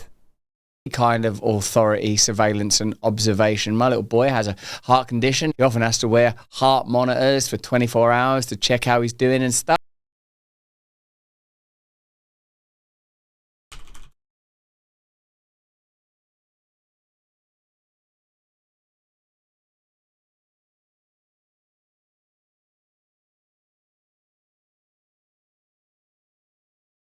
Oh my God. Cardiovascular complications in children post-COVID-19, a systematic review. Cardiovascular involvements are one of the most important and threatening problems of SARS-CoV-2 infection and can cause a wide range of clinical manifestations in children. Therefore, a review of previous studies is necessary to prevent the occurrence of cardiovascular complications and reduce the risk of mortality in this age group of patients. To investigate the cardiovascular complications in children with COVID-19, international authoritative databases including PubMed, Scopus, Embase, Web of Science, Google Scholar, and Persian databases were searched during the main concepts. All articles were published between January 2020 and November 2022. According to the results of the present study, no deaths due to cardiovascular involvement were reported in the studied healthy children with COVID-19. In addition, the electrocardiogram ECG findings, supraventricular arrhythmias and ventricular arrhythmias, and in echo findings, left ventricular dysfunction, have the most consequences. Let's see if we can get like conclusion and summary on this. I'm pretty sure that this, like, the results of this study were like, yeah, when they get multiple, oh, here we go. Worthy to note that no death has been reported in our study which could be due to this, including studies on healthy children with COVID-19. According to results of this study, based on ECG findings, supraventricular arrhythmias and ventricular with more prevalent outcomes, and on the basis of echo findings, LVD had the highest rate. Chat, Russell Brand's kid has a heart monitor because he didn't get him vaccinated. Maybe not just for COVID, but maybe for, like, all the other stuff that you're supposed to get your kid vaccinated from. I can't believe this, dude. These people are killing children. So in a sense, we're already on that spectrum. The problem that we're trying to detect is when these issues pertain to one centralized authority. The idea that we might observe, learn, understand reality at a deeper and deeper level. And right, okay, listen. There is never going to be a one world government. There just isn't. It just isn't how things work. It will never, it would literally be impossible. What might happen is there might be more of a, you know, hate to say the thing that Peter Thiel said, but there may be a UN that has more power to enforce the international rule of law. That could be a possible thing. I don't know, but that would require the participation of other governments. It would be something that you can opt out of. It could be like, we're not going to get involved in this, it's nothing to do with us, or, yeah, we're going to cooperate, right? Like, at the moment in time, the UN is like, Israel is committing genocide in Gaza. Everybody should do everything that they can to stop arms trade to Israel. Right? Every government has that responsibility. No one is doing it. Why? Because one government has more control than others, and that's the USA. And they veto ceasefires all the time. So they cannot use force to make the ceasefire happen. Right? So, other than that, if we're talking about one world government, there's never going to be a UN that is like, fucking, you know, the way that governments do healthcare in countries is dictated by us. Right? Ireland is like one of the only ones. Spain has like done a few of them. But this isn't because of the UN, right? This isn't because of the UN. This is because of resolutions that have happened within Ireland. You know, it's just crazy. And that's because Ireland is a nation that has suffered at the hands of occupation. So it understands what's going on. You know, and it's extremely difficult for other nations to be persuaded to do this because the governments are corrupt and they're capitalist and they want to fall in line with the imperialist agenda. Even Spain has, like, you know, not quite suspended all arms, even though they are like one of the more progressive nations in terms of how they see what's going on in Palestine. Solutions and remedies to material and practical problems seems extraordinarily sensible. It's just whether or not, if there is an antichrist, this tendency for control will lead to control being in the wrong hands. By Peter Thiel's reckoning, a one world government that might be synonymous with the idea of the antichrist. One example given in the report includes US-based prosperity. By the way, chat, if we get another £15 today, I'll be turning on the cat cam. Yeah, and you can see for yourself a preview here. Look how cute he is being. He's being so cute right now. Yeah. Aww. That's 3 people donating £5 each. and you could have this for the rest of the stream. Yeah, we got another 2 hours, maybe 3, depending on how things go. How do I... Wait, what's going on here? Oh, yeah. There you go. He's right there, isn't he? Look at him. How do I, like, make this work? There you go. That's the right stuff. Oh, no. All right. Anyway. Give us 15 quid, which is developing and it'll happen. For continuous monitoring of female hormones, Oh, for ovulation, you need a link. tracking, fertility treatments, and menopause care.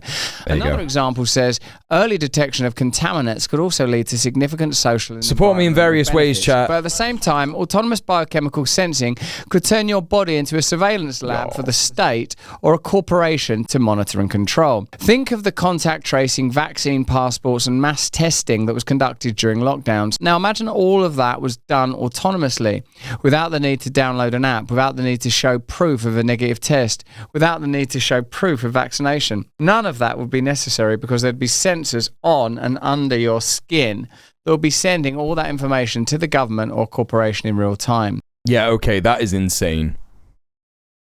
That is crazy shit. This is legitimately crazy shit.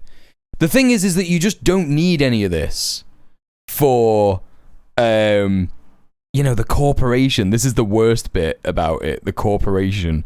The government's one thing, but private companies having access to all this data of like exactly what's going on in your body all the time, that is messed up. But of course, Russell Brand is going on this whole thing of like, the Antichrist is real, and this is the Antichrist. It's like, bro, come on, man. As the WEF report describes, the autonomous biochemical sensors, listen to this. These sensors are designed to operate and report findings independently without the need for human intervention. They employ wireless communication and also, it's crazy for him to imply, this is the main way that Brand's argument falls down, and people like him, right?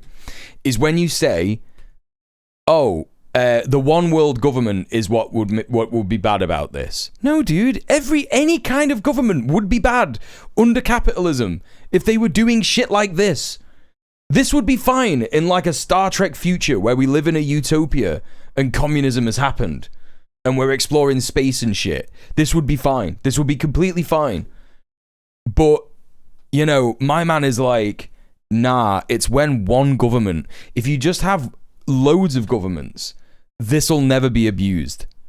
Like, what is he on about? Through self-sustaining power sources such as biofuel cells to enable real-time continuous monitoring. As data from these sensors can be retrieved remotely, they are suitable for applications in difficult-to-reach areas or remote locations. This enables the continuous monitoring of human health as well as environmental conditions. Technology of this power, with the potential to be utilized so broadly, could be incredibly benevolent, benign, and useful. Don't you believe that if Christ were in charge of your life, Christ, if you're not a Christian, the optimal human being? What is he talking about? How is he? What? The optimal human being.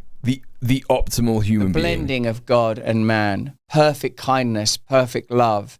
If we were able to yield authority to such an entity and being, then no amount of control, no amount of authority, no amount of power or technology would be a problem. But when you're dealing with fallen human beings, contaminated by sin, by selfishness, by the desire for control, a tendency to worship aspects of our own nature, God's made by our own hands, our own desires, our own fears, then God's made by our own hands. He's just waxing lyrical. He's just going, who cares? This technology could become incredibly dangerous. Sometimes, like you, I wonder whether Elon Musk and Donald Trump engineer these public spats as a kind of distraction. But then I watched Stanley Kubrick's film, Dr. Strangelove, and I realized far more likely is that Elon Musk and Donald Trump are human beings, flawed and capable of failure. And what we have now is not only the ability to destroy through nuclear weapons, but to observe at a microscopic level human behavior, even human biochemistry? Do you want that power to be in the hands of institutions that you maybe don't trust and that you perhaps have never voted for? Do you think that the inertia towards centralizing power to that degree might have some occult, supernatural? There has been exactly zero inertia to creating a one world government. There has been zero. Even despite all of the imperialist hegemony, the USA controlling oil and dominance of that kind of resource for the last fucking however long, 70 years, right? There has been no inertia towards a one world government. It just isn't happening, dude. He's chatting fucking rubbish. Hey, Valerie. Force behind it. Let me know what you think about that in the comments and chat. What if your coffee didn't just wake you up, but actually awakened you to new realms of consciousness? That's what's being promised by 1775 pea berry. Less than 5% of all beans can become pea berries. They're the Navy. What are you talking about? What's he on about? What is this? What if you drank your super coffee? What if you drank the super coffee? I don't know, man. What? This is fucking insane. Didn't just wake you up, but actually awakened you to new realms of consciousness. That's what's being promised by 1775 pea berry. What do you mean?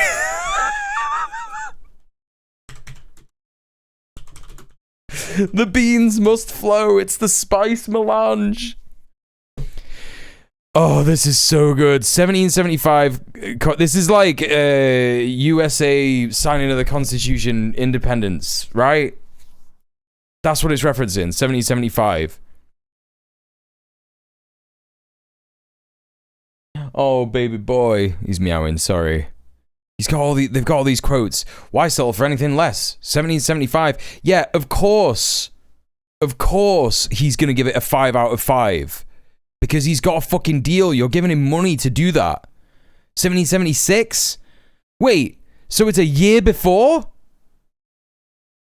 The rebellion started in 1775? That's why they're doing 1775 instead of 1776. Right, fucking hell, man. Fucking Jimmy Dore out here, all the conspiracy losers. Who's this? Kim Guilfoyle? Donald Trump Jr. Built on patriotism. Dude, you have to be joking me, man. Revolutionary coffee that will wake you up. How is it being claimed? What is he talking about in that it's being claimed that it will like wake you up? It will give you like a spiritual awakening.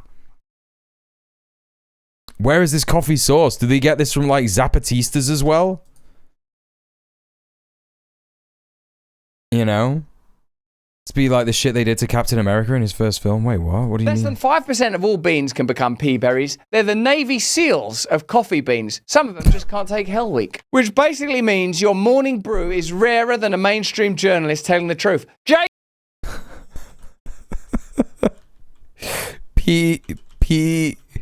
Peaberry. Peaberry coffee? I've never heard of this, by the way, and I'm a coffee nut. Peaberry, known in Spanish as caracolillo, is a type of coffee bean. Normally the fruit cherry of the coffee plant contains 2 seeds. Developed with flattened facing sides, sometimes one of the 2 seeds is fertilized, and the single seed develops with nothing to flatten it. This oval or pea-shaped bean is known as a pea berry. Typically around 5% of all coffee beans harvested are of this form. Great, so... Oh, fucking hell. Whatever, man. Why is this here? Jake Tapper, you must have seen that Joe Biden was old. Oh, Jake Tapper, he was obviously old. It's grown high in the Bolivian mountains where the air is thin, the vibes are thick, and the beans basically whisper ancient truths to the wind. The vibes are thick. No acidic afterburn, no synthetic weirdness. This coffee doesn't leave you hungover in a feather boa or speaking fluent. Wait, no synthetic weirdness, but he used this bit in The Matrix which all of these conspiracy right-wing fucking slop tubers talk about all the time you need to be unplugged from. And in this scene in The Matrix, Keanu Reeves has been unplugged from The Matrix. That's why he's wearing the hat, because he doesn't have his fucking hair back yet. And they just have like the slop because it's like military rations. What are you talking about? Weirdness. This coffee doesn't. That's not synthetic weirdness. That's like, oh my god. Or speaking fluent nonsense.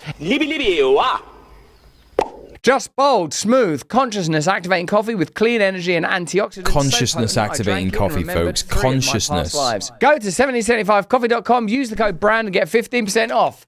The continuous monitoring of human health could also become a doctor-patient confidentiality minefield, as private health data would seamlessly flow between public and private entities in real time automatically. In addressing data and privacy issues, the report says, as autonomous sensing networks generate continuous molecular information across multiple domains, the resulting data streams will require new analytical frameworks. Wait, what is this source that he's getting it from? The Sociable. What are you talking about? Tech and Society news blog.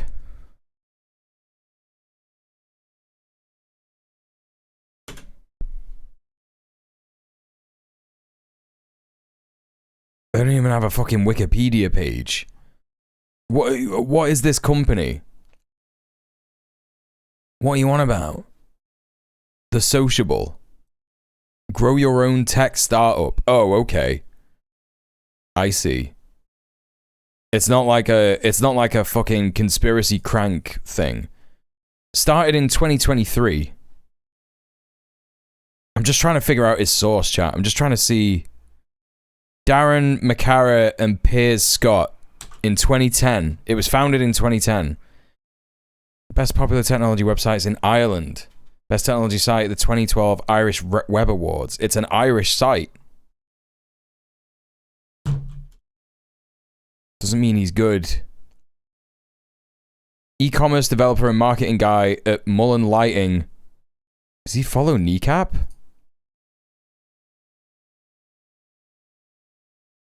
Previously co-founder of The Sociable. Previously, so he doesn't do it anymore. So was it different? He's retweeting Kneecap.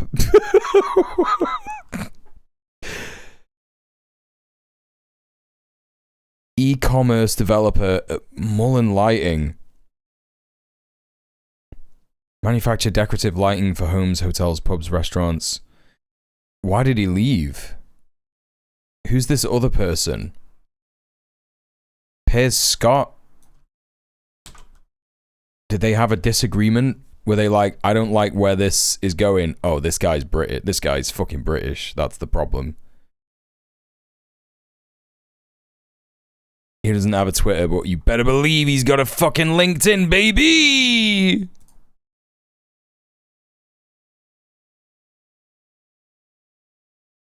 There's not really much to find out or really hear about him.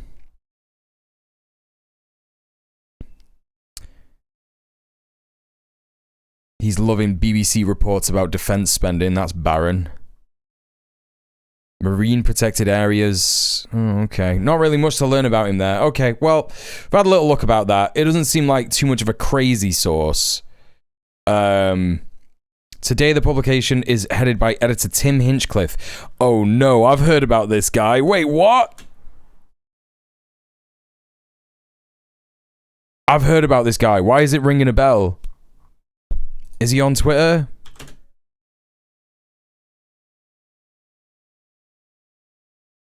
Helping to grow sector leading professional educators. Is that the same? Educators to produce industry relevant courses. Wait, this can't be the same guy. Winston Churchill in the White House not wearing a suit because he is at war. Is this the guy? That name is about, right? That name is a thing. Tim Hinchcliffe. Any sessions, mental health aid, mental health. Am I thinking of Tony Hinchcliffe? Yeah, maybe. I don't know. Who's Tony Hinchcliffe? Tony Hinchcliffe. No,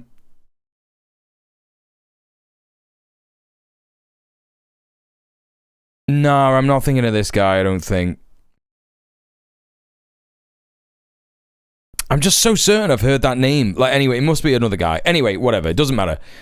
Doesn't matter. Let's get back to this. Models. The privacy and security implications, particularly for health-related sensing, demand your gaff's got a bat infestation. Innovation with the protection of sensitive information. In other words, laws would have to be changed, or you'd have to otherwise give up your rights voluntarily for the promise of better health outcomes. We've already piloted that mentality and modality during the pandemic era. Give up. Oh my God, dude, what are you talking about? People just had vaccines and you didn't even have to get one. There's loads of people who never got the fucking vaccine, dude. Your freedom in order to achieve better health outcomes. What do you mean, your freedom? What are you fucking talking about, your freedom? If you thought cameras on every corner and schemes like congestive fees in New York or ultra-low emission zone fines in the UK were intrusive and needlessly penalizing, wait until you hear about collaborative sensing. Yeah, okay, so this is his source. His source is an incredibly biased, petty bourgeois reactionary rag.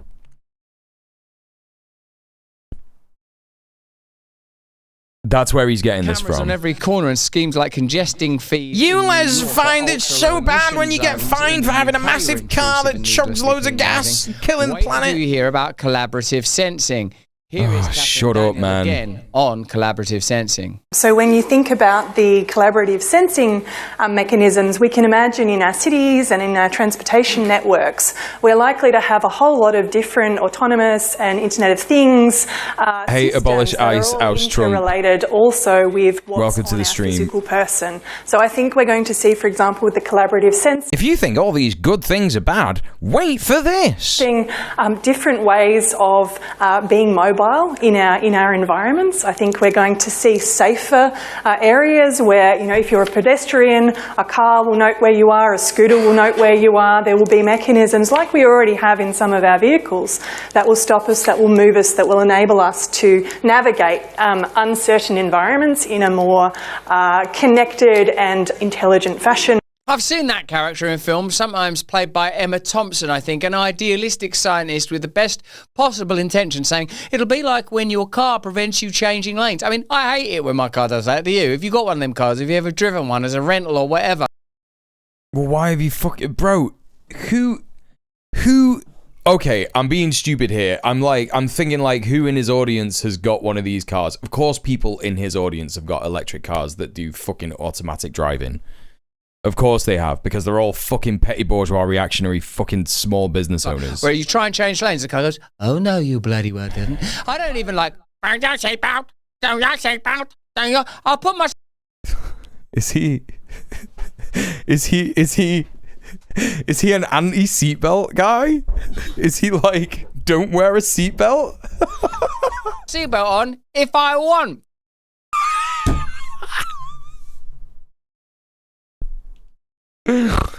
Nah. Like everything, like that's like a thing, right? That people say about these freaks. They're like, I've said this before, you can like not take the vaccine if you don't want to. You can absolutely do that, but it's the same as not wearing a seatbelt. And this guy's literally just like, I'll put my seatbelt on if I want. Bro, are you joking me? It's, according to your mentality, my life. It's my life. It's my life. And this is where we reach the apex of the argument. The state has the potential to assume the control that we would only yield to a god that they claim doesn't exist. Oh my God, what do you mean they claim? They claim. You don't know the religious fucking beliefs of everyone in the World Economic Forum, dude. Come on, do it. Like, do it. Tell your audience what they believe in. If this is really what you're about, if you're really about who believes in God and who doesn't, go through every single person in the World Economic Forum or whatever you think is going on there and find out what their beliefs are. Do it now.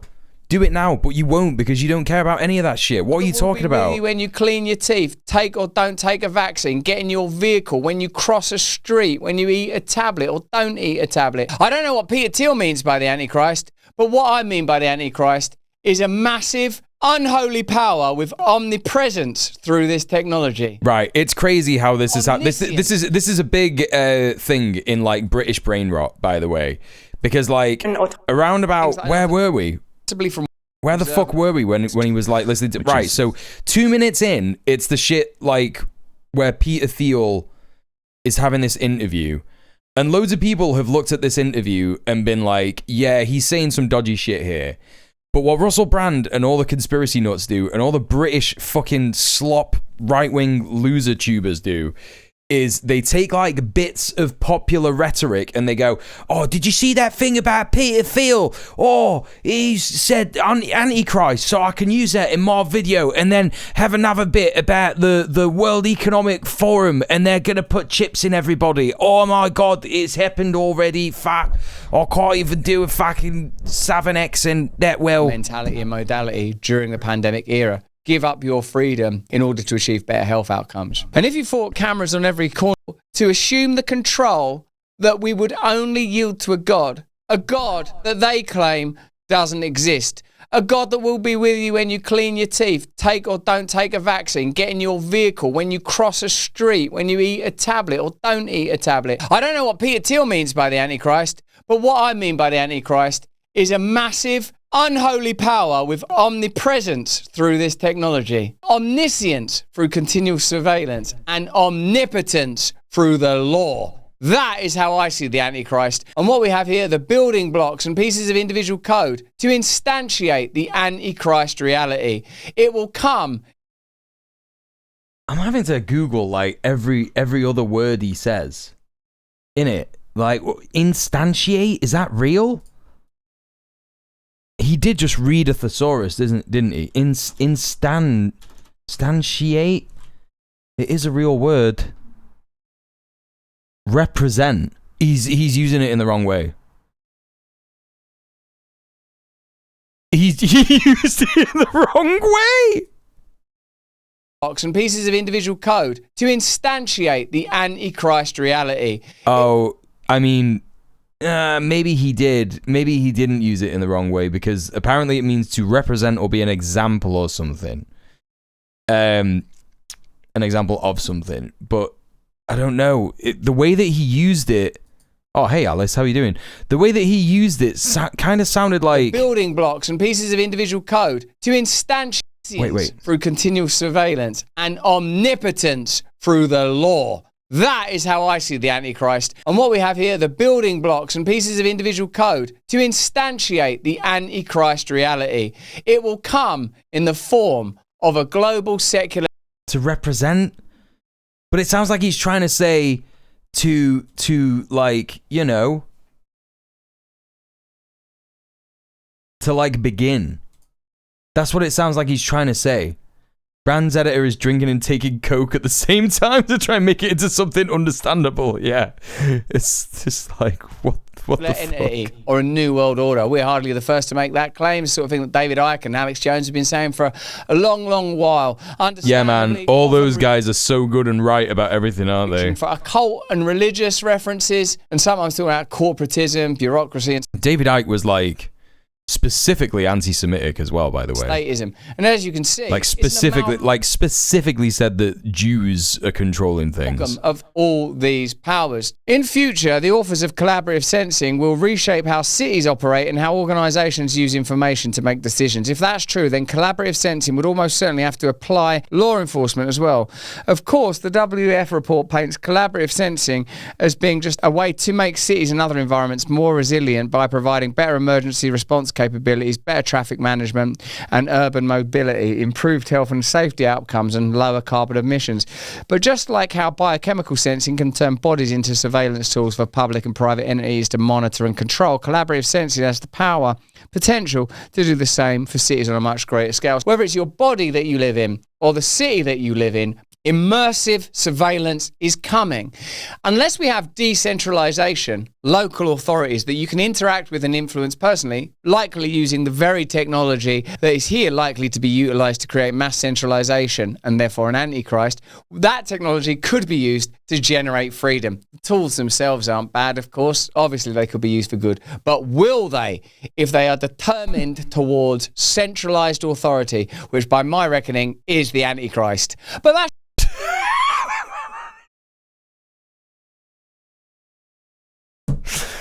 oh man. Oh, Christ.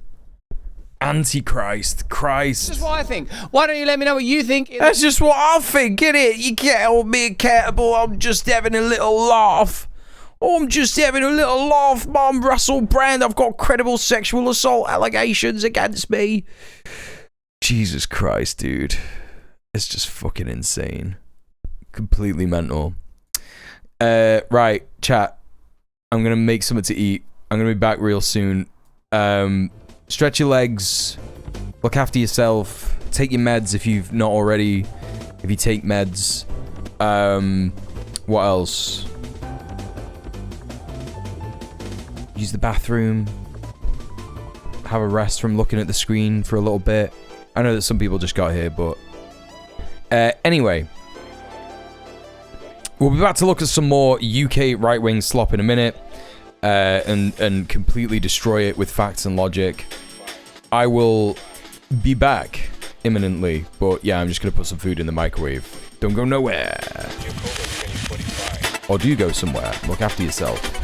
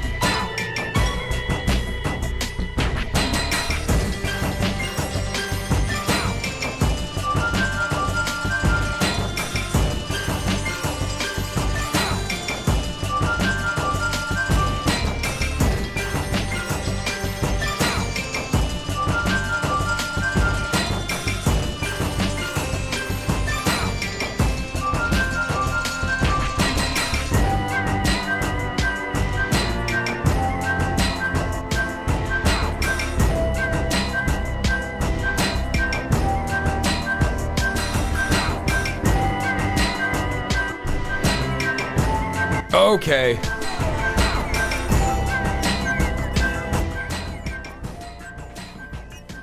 Let's take a look and see what else we can find.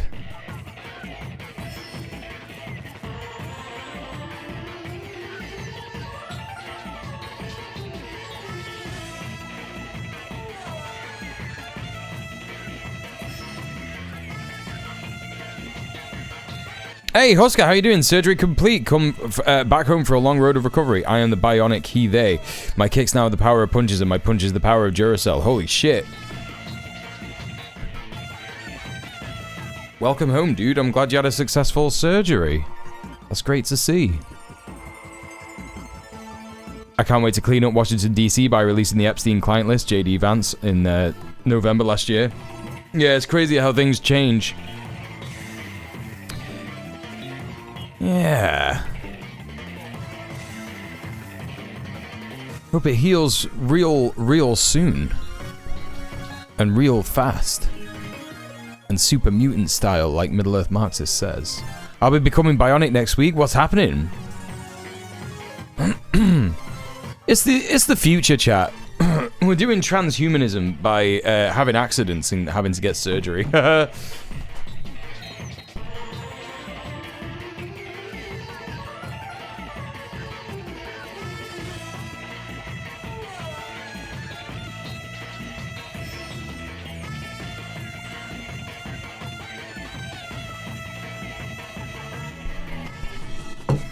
Oh, knee replacement. I think I remember you talking about that. Yeah. Oh, when am I gonna get? Oh, actually, do you know what? I shouldn't wish for that shit. Why am I wishing for that shit? When am I gonna get surgery? I'm fucking terrified of surgery. The last time I had surgery, I was fucking 7 years old. Everyone's got all cyberpunk, innit? They won't let me keep the stuff they take out. That's sad. That's sad. I've always said that if you're gonna get something replaced, you should be able to like keep the thing. Okay. All right, we're gonna check out another horrific Brit. Let's see. What is his most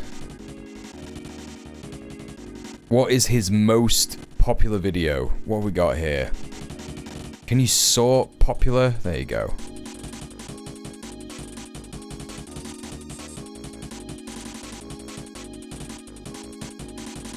Oh my god, there is just so much fucking fascism in this one guy's fucking YouTube shit. The National Socialist Book Burnings, 1933. The Truth. What books did they burn? Chat, how much do you want to bet that there won't be any truth in here? The Lebensraum myth. Why is this guy allowed to have a YouTube channel? This is crazy. Complete history of the SS. It's all gonna be like glazing the SS and shit. This guy's got like a British colonial helmet Wojak profile picture. And like, isn't his channel like... Oh no, he joined YouTube in 2015. But how long has he been making videos? He's got 95 videos. How long has he been doing this? 2 years. He's been making videos for 2 years.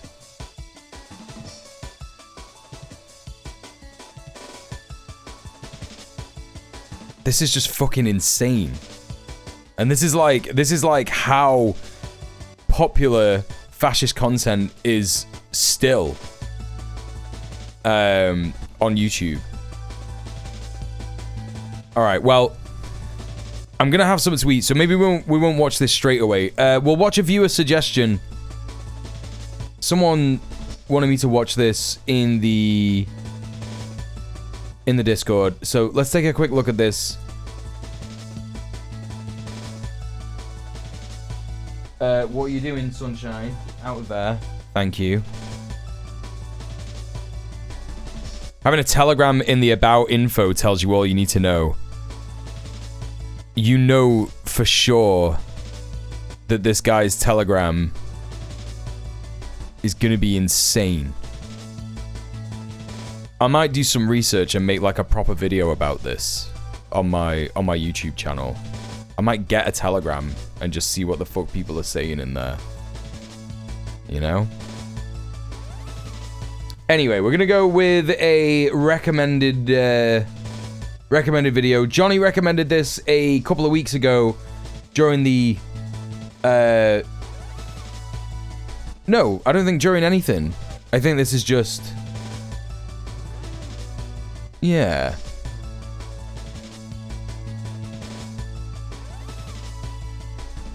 This is a video from GDF. How the Irish got so good at smoking British soldiers.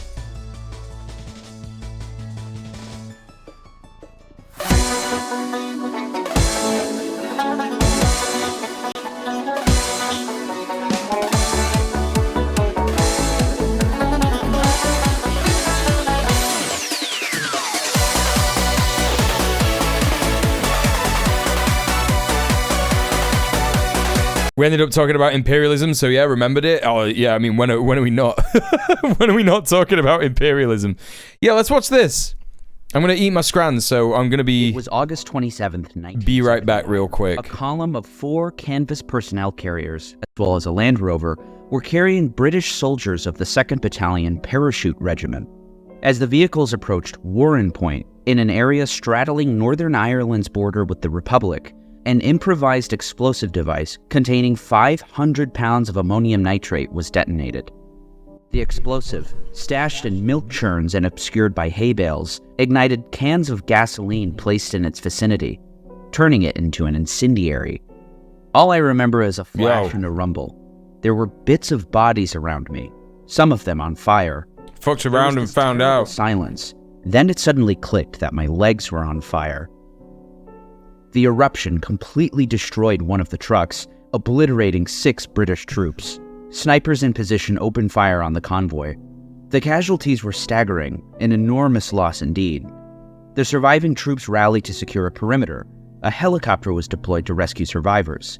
But unbeknownst to them, a second ammonium nitrate bomb flanked them from the gates of the Narrow Waters Castle. Also, hi, one who reads. Weighing half a ton, was timed to explode 30 minutes after the first. Enough time to allow the support teams to arrive.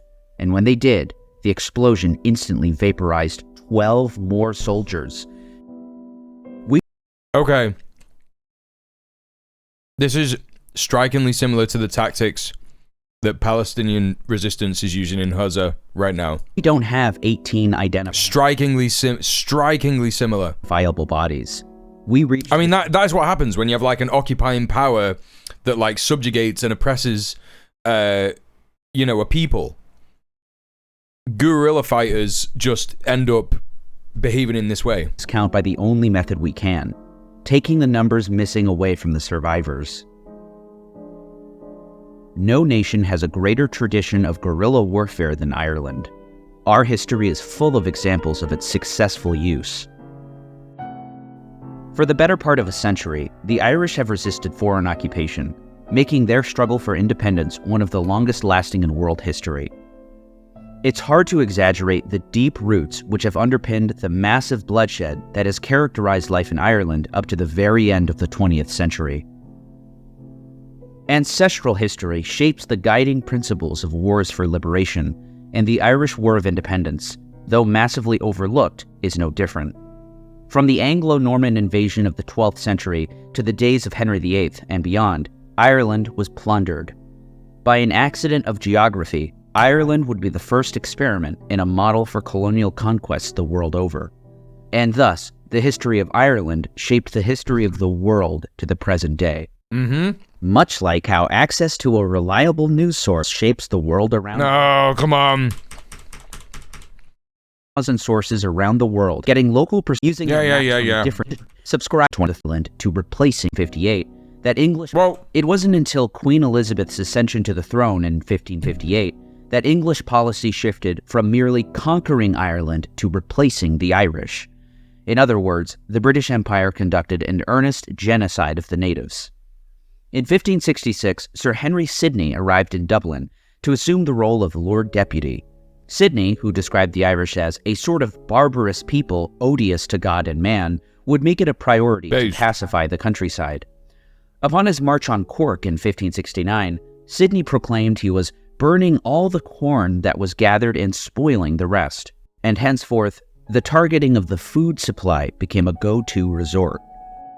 The curse of God was so great, and the land so barren both of man and beast, that whosoever did travel from the one end onto the other of all Munster should not meet any man, woman, or child, nor yet see any beast, but the very wolves, the foxes, and other like ravening beasts. Many of them lay dead, being famished.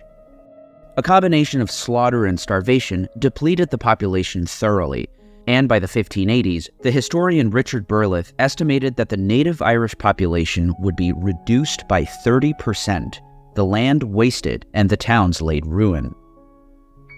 Allow me to quote military historian Robert Asprey from his multi-volume history of guerrilla warfare, War in the Shadows.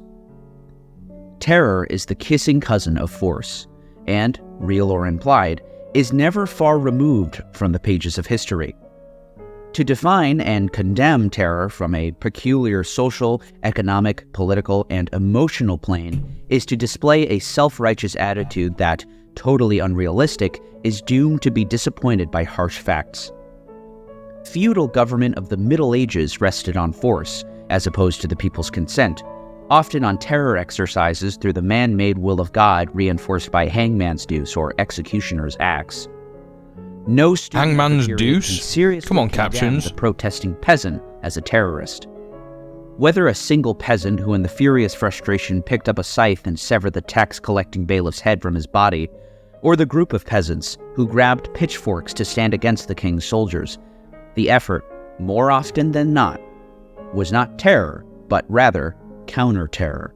Yeah, that's exactly it. Centuries of British rule also culminated in a period of terrible famines from 1845 to 1855, following the failure of the potato crop, in which 1 million died and 2 million fled.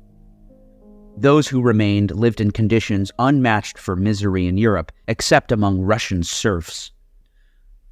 Another major historical event for Ireland came just a few years later, in 1866, when Swedish chemist Alfred Nobel stabilized nitroglycerin into a portable explosive, inventing dynamite. And just a year later, a group of Irish Republicans bombed Clerkenwell Prison in London, killing 12. By 1883, Irish Republicans were bombing London into oblivion, in what is now called the Dynamite Wars. In January 1919, a group of Irish volunteers received a tip that a shipment of gelignite, an explosive more powerful than dynamite, was to pass near the Salahedbig quarry. For 5 long days, the men laid waiting in the shamrock green fields by the quarry.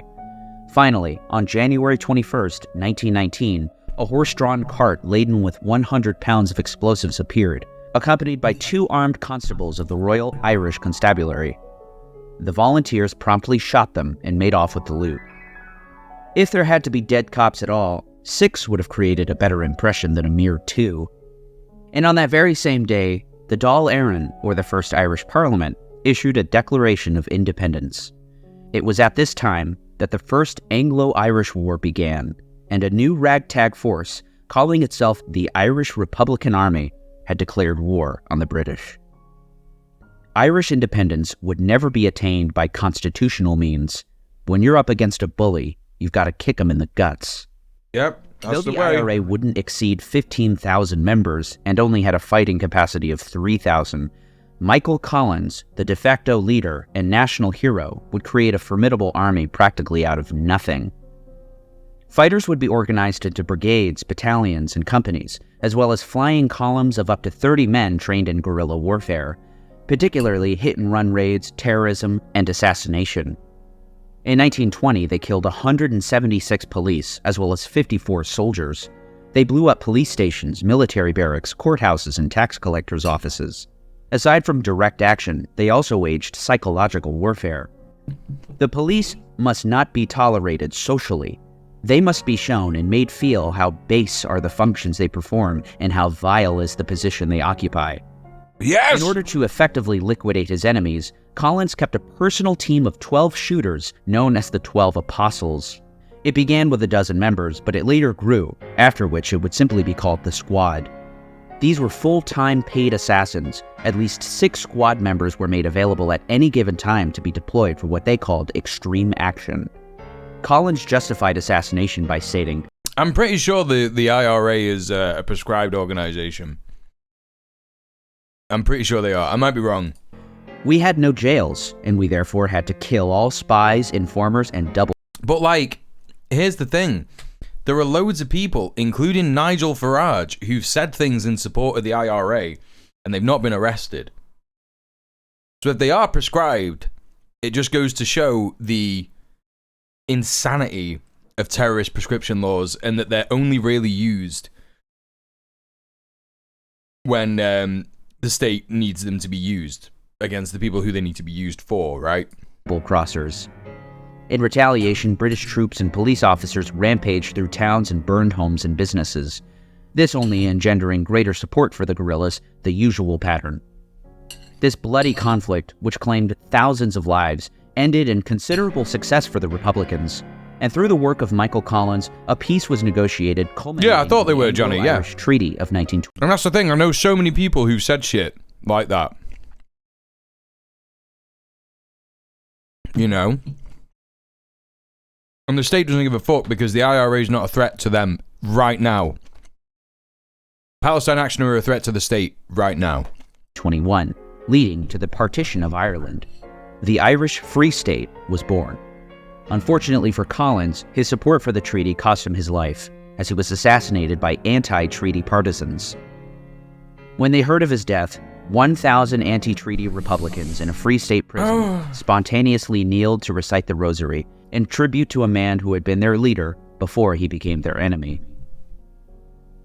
The IRA came a long way from the days of the 1919 war, where they still proved to be a formidable force who had achieved impressive gains, Chat, I'm including a free so state. blessed to have a good portion of my health and energy back, because it means I get to like make 6 grands all the time. In the South. But the decades afterward were just made some of the best fucking noodles I've had in acquiring years. weapons and making powerful bombs. The notorious decision to overturn prisoner of war status for Republican prisoners resulted in the now famous hunger strikes.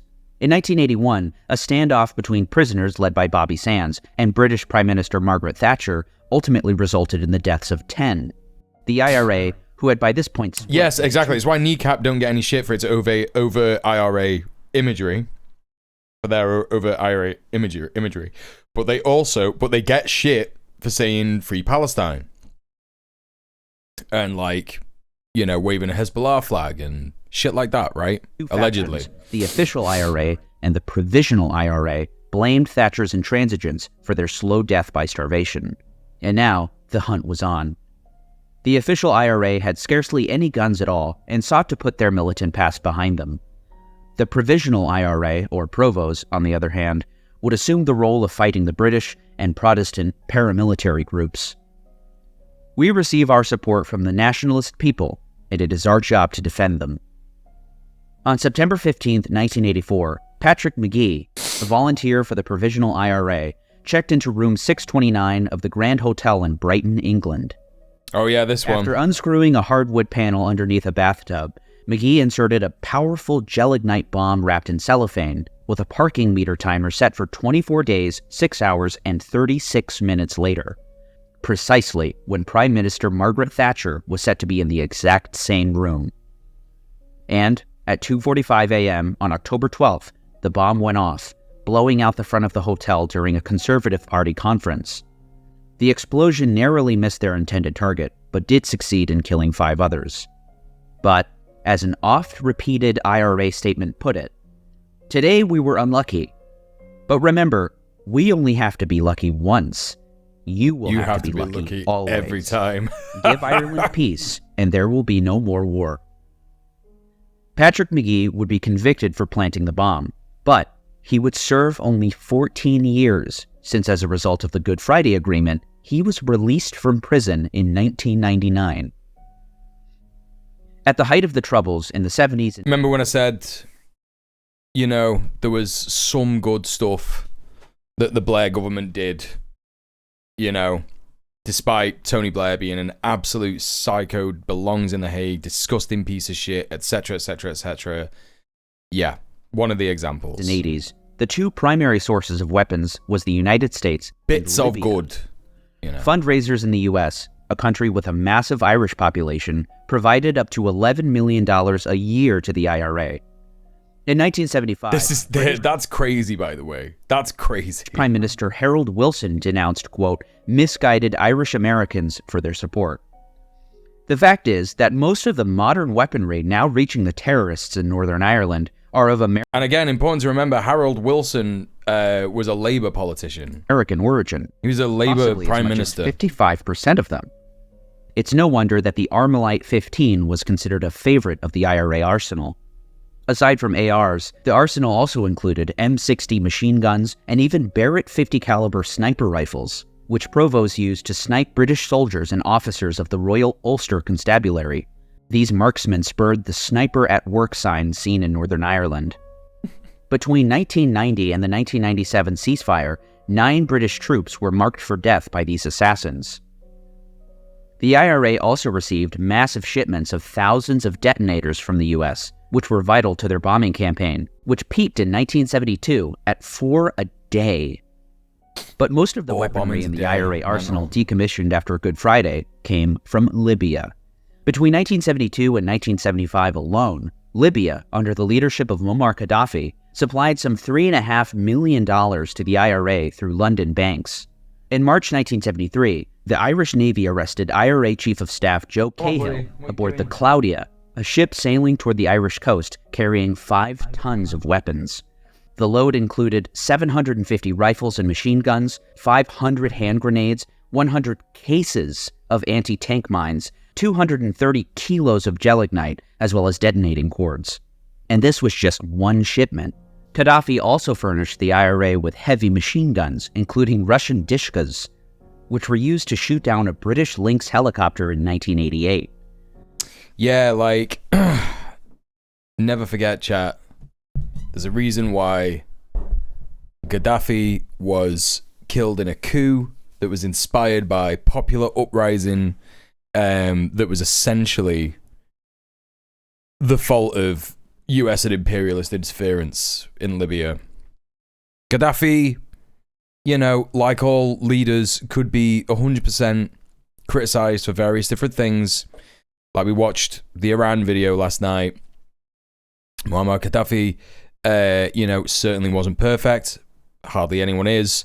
But represented a direct threat against US, UK, Europe dominance on the global stage. In another attack in October 1989, a Dishka was used on an RUC car, with one of the bullets piercing the gas tank, killing Constable Michael Marshall.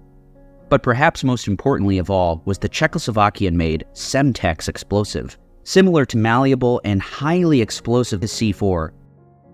A 1986 shipment from Libya would be the biggest yet, containing 80 tons of weapons, including RPGs, 10 surface-to-air missiles, and 1 ton of Semtex, which supplied all Semtex bombings after 1986.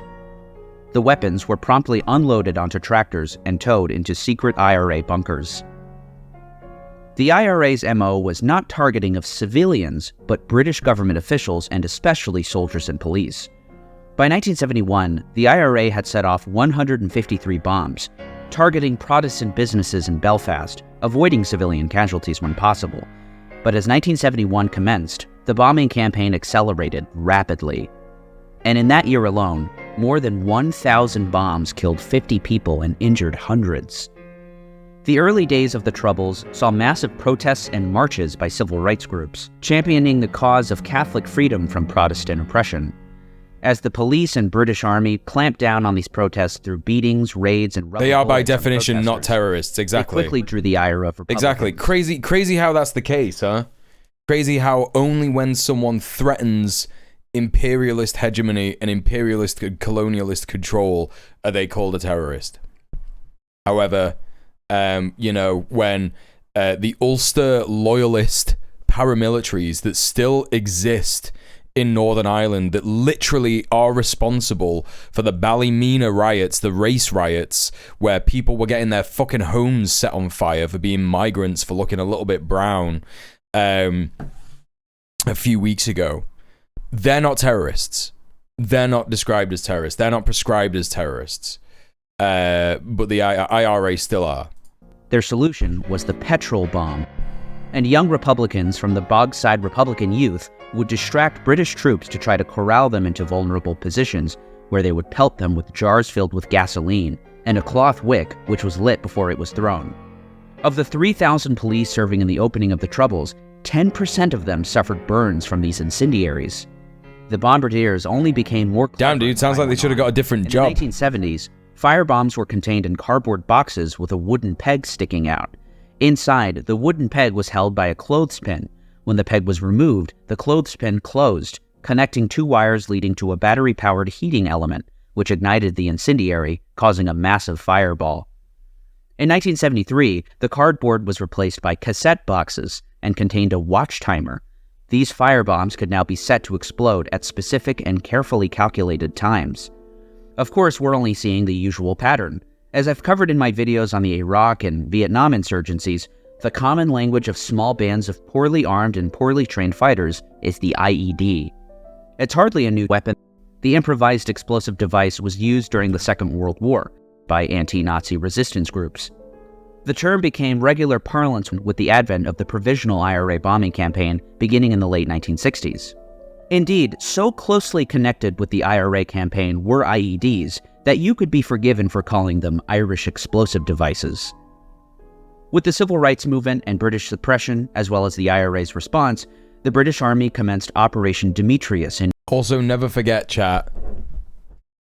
Never forget J.K. Rowling's inherent racism did not just stop at black and Chinese characters, but the only Irish wizard in the entirety of Hogwarts, Seamus Finnegan.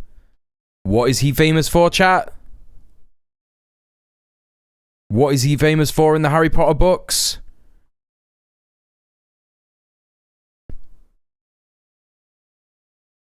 You have to scroll down a fair bit. Yep, that's right. Blowing shit up. Personality and traits. Set fire to a feather he was supposed to be levitating in his first year.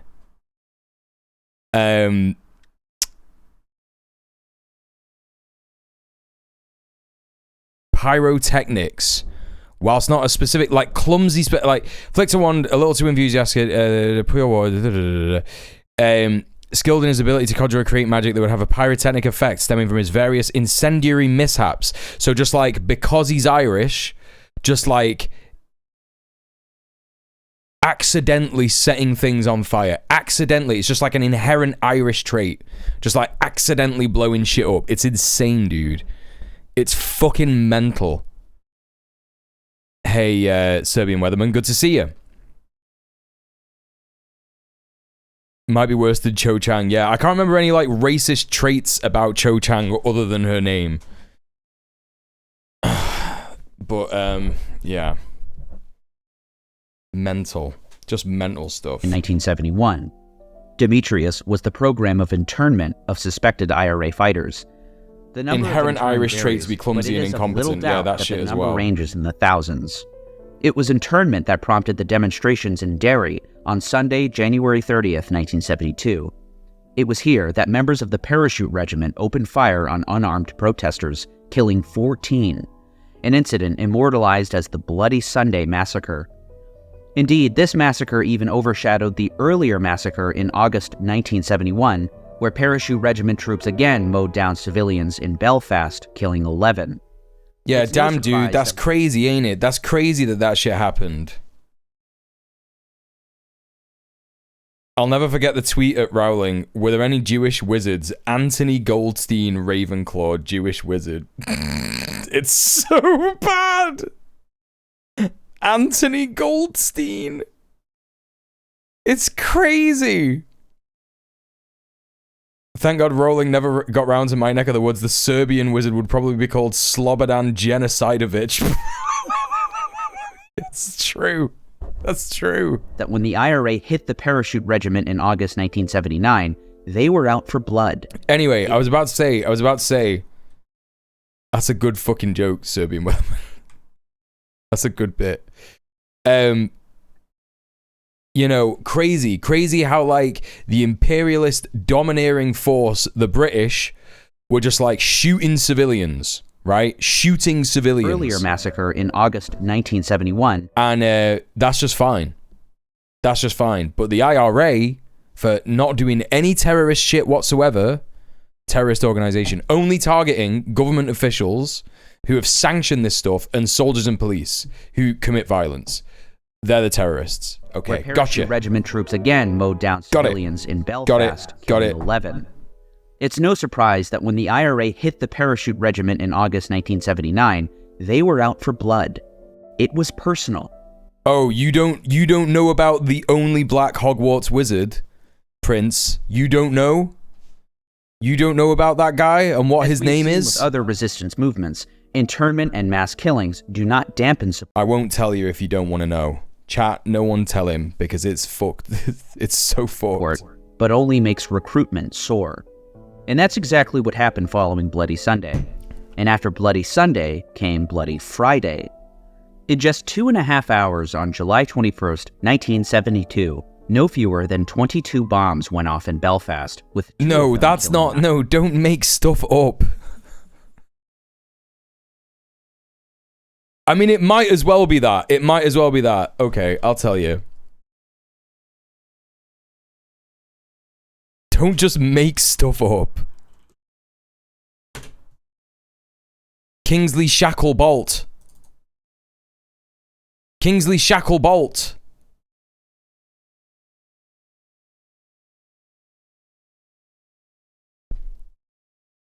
It's mental. Oh wait, there's more than one. I thought there was only one black character. Yes, Kingsley Shacklebolt. It's fucking crazy. He's not faculty, he's a student, isn't he? What are you on about?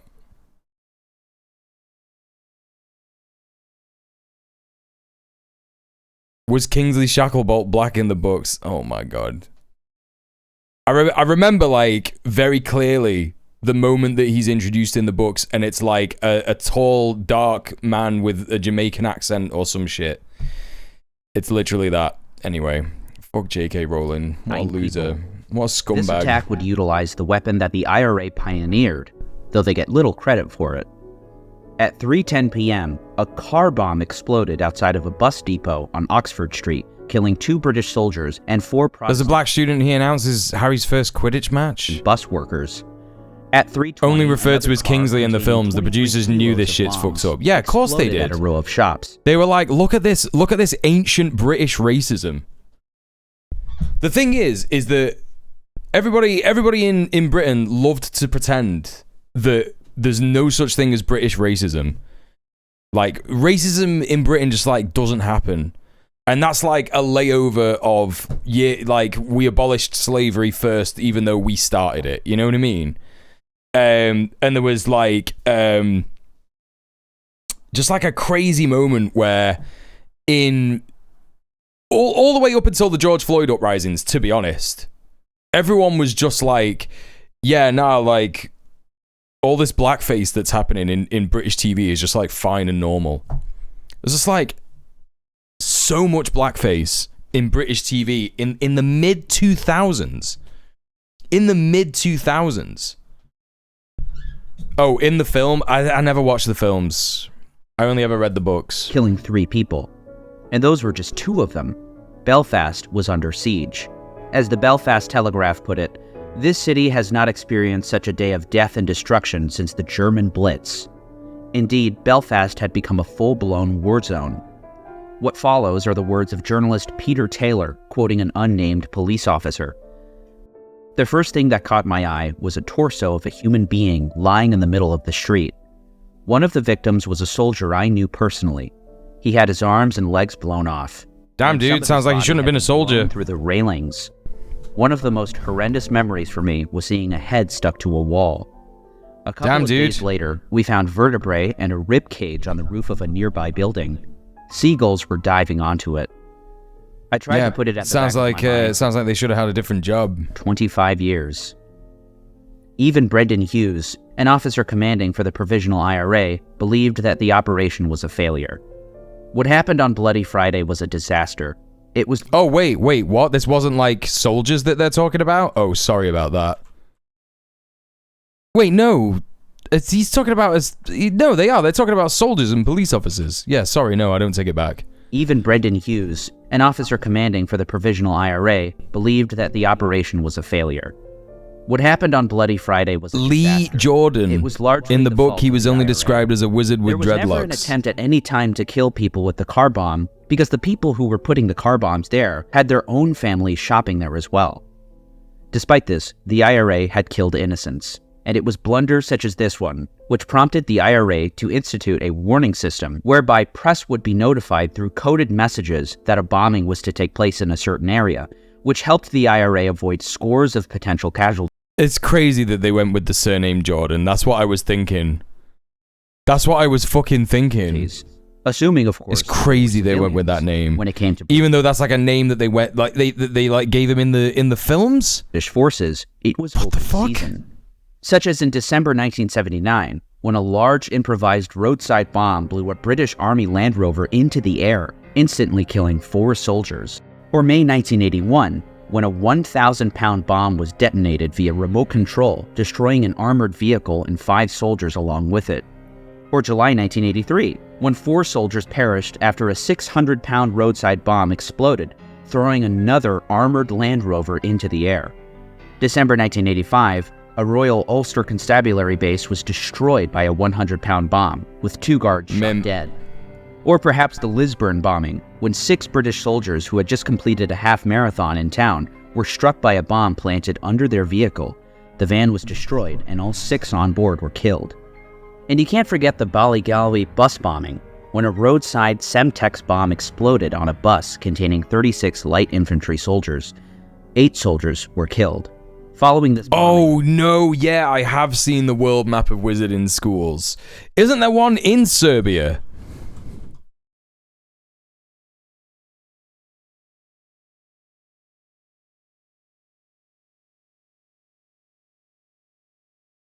Or like clan wizards. Yeah, there's one wizard school for like the whole of Africa. For every country in Africa, and like every yeah, this is crazy, dude. This is fucking crazy. There's one in Japan. There is one. It's not Serbia. Wait. Hold up. That's like... Oh, I'm gonna really fucking like show myself up here. What is this? Macedonia? There is one... one... Oh my god. The names are so bad. Koldovstorets for the fucking Russian one. It's just insane. What the fuck? Hey Marshall, how you doing? Just started a Balkan war. Yeah, sorry. Bulgaria, right. There's a Bulgaria one. The fucking African one is called Wagadu. The Japanese one is called Mahutu Koro, which doesn't even sound Japanese. And then the whole South American one, the entire South America, for the entirety of South America, is Castello Brujo.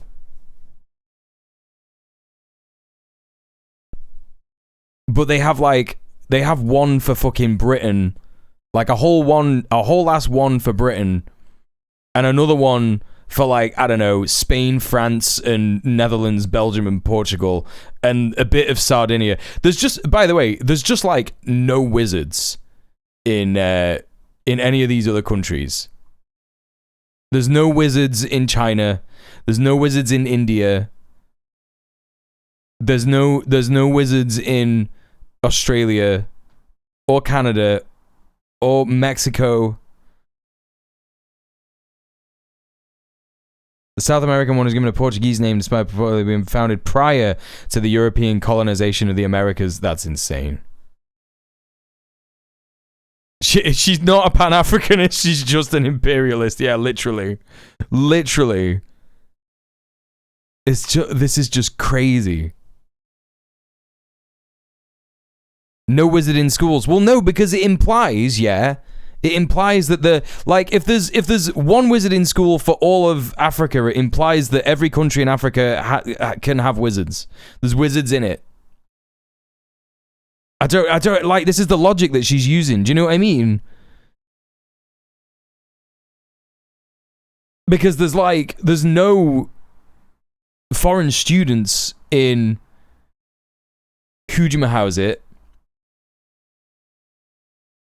in the British one, the Britain and Ireland one.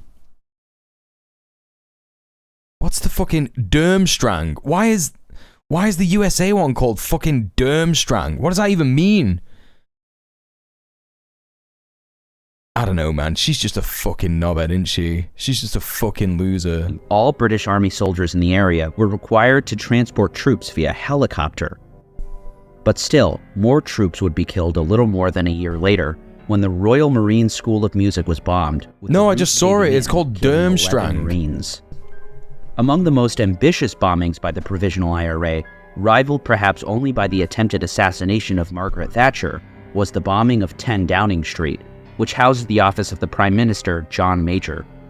Aside from being the most well-organized and well-disciplined insurgent group the world has ever seen, the IRA were also, without a doubt, the craftiest.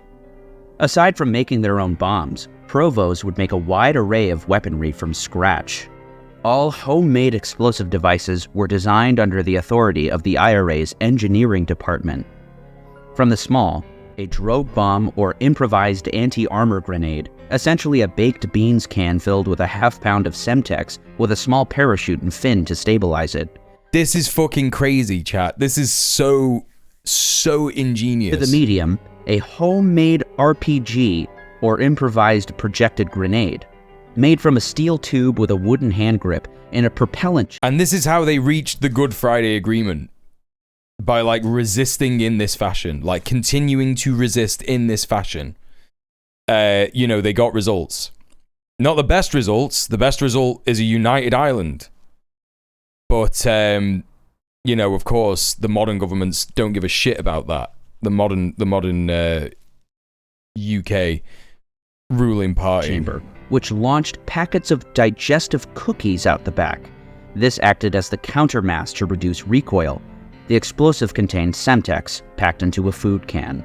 To the large, and perhaps most impressive, Mark X mortar. On February... This is the best use of these kinds of biscuits, by the way. The only decent version of these biscuits are the ones with chocolate on. Otherwise, it's a waste of time, chat. Don't bother.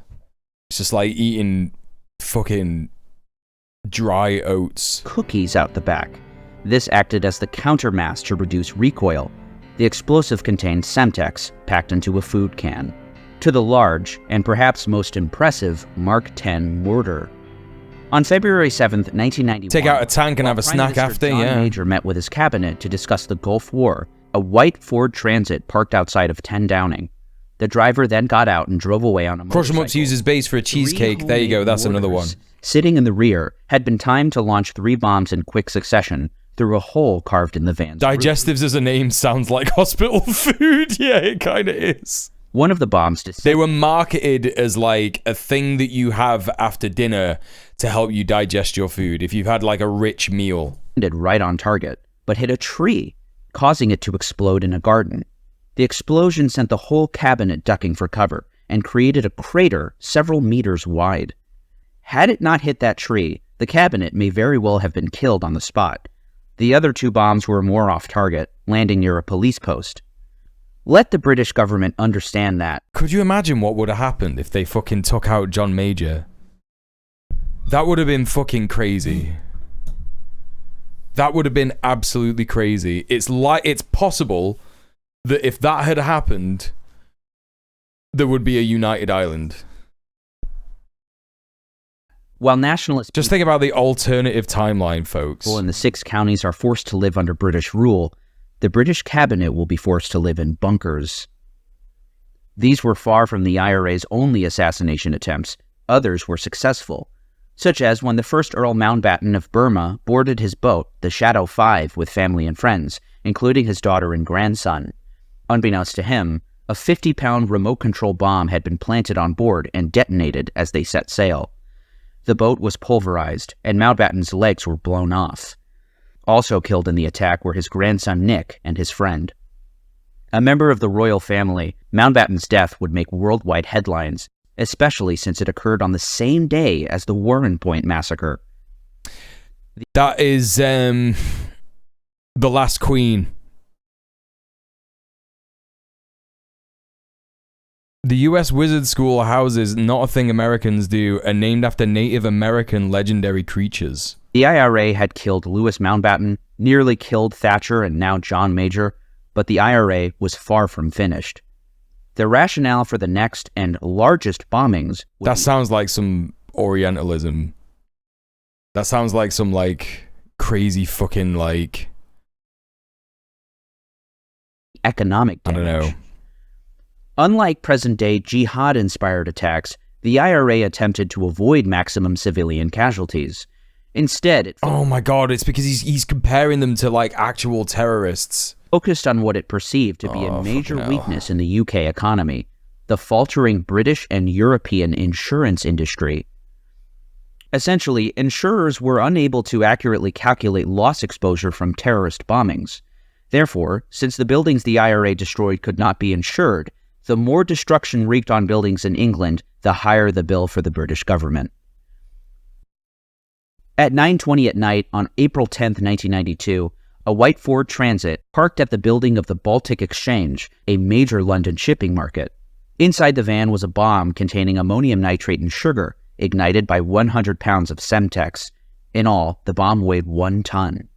The explosion killed 3 people and completely destroyed the 13-story tower.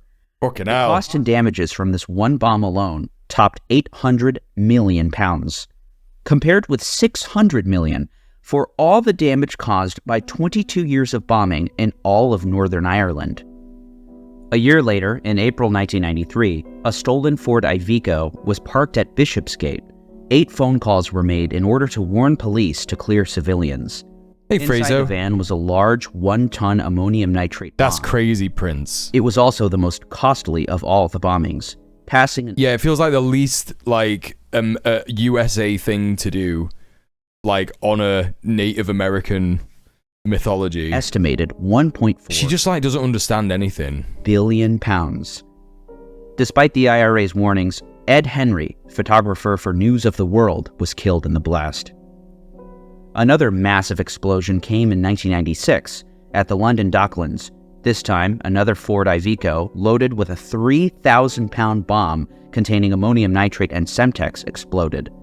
It was parked in the underground parking lot of the Canary Wharf building. The bombing was preceded by a telephone warning from the IRA urging police to evacuate the area, but the bomb went off while the area was still being cleared. As a result, 2 people were killed, the explosion being so powerful that the 2 victims were blasted through 2 walls.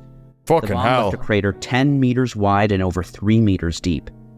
Not only did the bombing cause 100 million pounds of damage, costing insurers 170 million, the bombing drastically changed the political situation in the IRA's favor. By the end of the month, on February 28th, Prime Minister John Major resumed negotiations, even dropping the demand that the IRA begin decommissioning their weapons before talks resumed. The largest bomb detonation... See, this is why when people who are on the other side of the Palestine issue in a genuine way, like they just don't understand it, right? In a genuine misunderstanding, I mean, I shouldn't call it the Palestine issue, it's the Israel issue, really. When they don't understand, when they say, why doesn't Hamas just like give up the hostages? Why doesn't Al-Qassam, just like say that they're going to disarm and then leave? And it's like, because A, they don't need to, and B, because that is not how you get results. Like, genuinely. Yeah, quote, terrorism works. Yeah, it's crazy. In England during the whole of the Troubles came on June 15th, 1996. Just 4 months after the bombing at Canary Wharf. It weighed a whopping 3,500 Yeah, that's right, pounds. Prince. Inside yet another Ford cargo truck, the bomb was transported to the Arundel shopping center. Phone calls to the press gave police 1 hour to clear the area. By the way, this is Manchester. At 11:15 a.m. It's crazy how he pronounced that, by the way. Arundel. Ford cargo truck. The bomb was transported to the Arundel shopping center. It's the fucking Arndale, mate. It's the fucking Manchester Arndale. Arundel. Phone calls to the press gave police 1 hour to clear the area. At 11:15 a.m., the bomb exploded, sending a large mushroom cloud at least 1,000 feet into the sky. And the entire Irish community of Manchester cheered. Literally all cheered and was like, fucking yes! This particular bomb killed... And we got a new next. No one. Injured 200 and cost £400 million worth of damage. The militant mobilization of the Provisional IRA had fizzled out by the late 90s, culminating in a 1997 ceasefire, and of course, the Good Friday Accord, signed on April 10, 1998. The accord outlined a power-sharing agreement, which famously allowed Sinn Féin to join the new administration in Northern Ireland. There is like some kind of mental thing that was happening in the 1990s where like some kind of effort was being made to do some kind of peace in the world, and it's like you've got the Oslo Accords with Palestine like trying to get like a two-state solution and shit like that. You've also got like the Good Friday Agreement. There's like another thing that happened that's like escaping me, and I'm like, what was the other thing? I can't remember. But that's how we say Arundel over here. We got a few of them. Through this long and tumultuous process came the... It just feels like at this particular time, it was like people were understanding like, oh, colonialism bad. But then it went all the way the other way, and now here we fucking are. Decommissioning of IRA weapons. Large caches of weapons were destroyed, namely by pouring concrete into the IRA's secret bunkers. Though many doubted the extent to which the decommissioning cleared guns and bombs from the countryside, by September 2005, the IRA was considered to be rid of all of its arsenal. The leadership of Ogie and Ahern has formally ordered an end to the armed campaign. All IRA units have been ordered to dump arms. The weapons Berlin Wall, constituted an arsenal fit for a small army. It contained 1,000 rifles. Although the Berlin Wall was an unfortunate scenario. 2 tons of Semtex. And they should have never given that fucking country to the fucking Allies.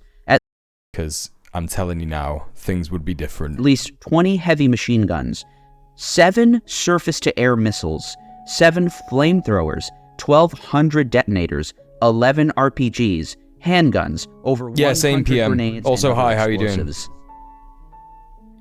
But by a certain point, Sinn Féin had no other choice but to mobilize and discard weapons in favor of political means of attaining peace. They succeeded.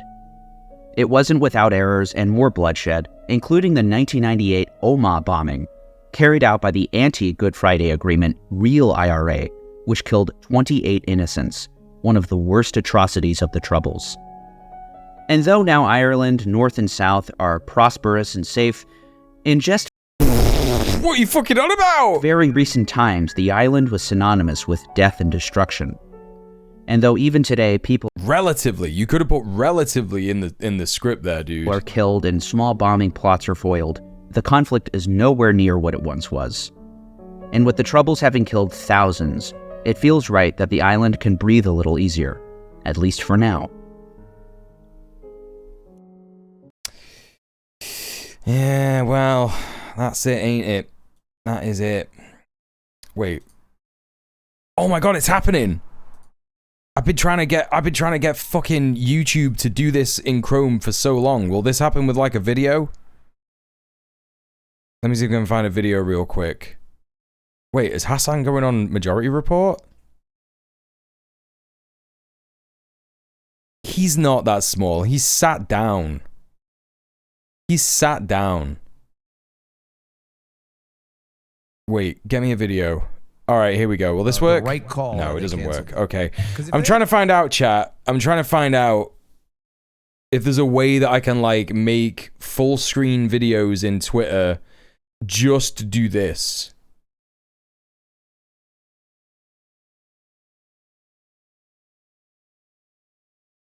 An FT signifies video on Mamdani called Cuba a failed socialist state. Even though he's alluding to sanctions, subversion, and coup attempts limiting the capacity of a revolutionary project, he's so vague about his own ideological tendency, it rubbed me the wrong way. In this tweet in question is in response to my following snippet from a live stream replay I did last week. My intention is clear. I'm not trying to say Cuba is a failed state, but to illustrate some... Oh, well, this is just like an edit of his thingy. Like no letterboxing. No, I'm trying to get it so that it just fills the Chrome window. Sorry, now I'm just scrolling Twitter. I can do that off stream, and I'm gonna do that off stream. Chat, thank you so much for being here today. It's been really fun. We had a look at some slop. We had a look at some garbage. I should have a new video out tomorrow on the guy that we watched last week, the Nick Tyrone guy, on his take on Glastonbury. Although I might do that and publish that later, and I might work on I might do an edit of the fucking Russel Brand shit that we watched today, because that was crazy. That was crazy, and it's a bit more relevant. Like, kind of Glastonbury's kind of like lost its relevance now. I don't know. It's pretty hard, chat. It's pretty hard to try and do these like quick fucking YouTube edits. You know? I usually say that I define millennials as people who do not remember the Cold War, but do remember September 11th and the early 2000s recession. Yeah, that's me. That's me for sure. A child of the end of the Cold War. Alright, chat. We're gonna raid someone. Thank you so much for being here. Thank you for the donos. Thank you for the follows. Thank you for the chats. Thank you for being here in the chat. Really appreciate that. Don't forget, every time you interact with me on any social, you will be helping me, yeah? You will remember me. You will be helping me. Remember that. So go to my socials, follow, subscribe, etc. It's part of why so many YouTube videos are slop, because real work is hard. Yeah. Yeah, it is hard. It is tough. So please consider doing that stuff. Also go to my Patreon. I got some new writing out on Patreon. It's £3 if you want to access that one piece of writing. £2 if you want to join the Patreon, from as little as £2 a month. And then you get access to all of my writing that I'm going to do in the future. I'm planning on like doing like a piece of writing a week on like current events. Some people seem to have enjoyed that to the point where they have actually subscribed to the Patreon recently, so hopefully people will continue to enjoy that. Who are we gonna raid? I'm just having a quick look. Who do we got? Let's raid Sean the Black.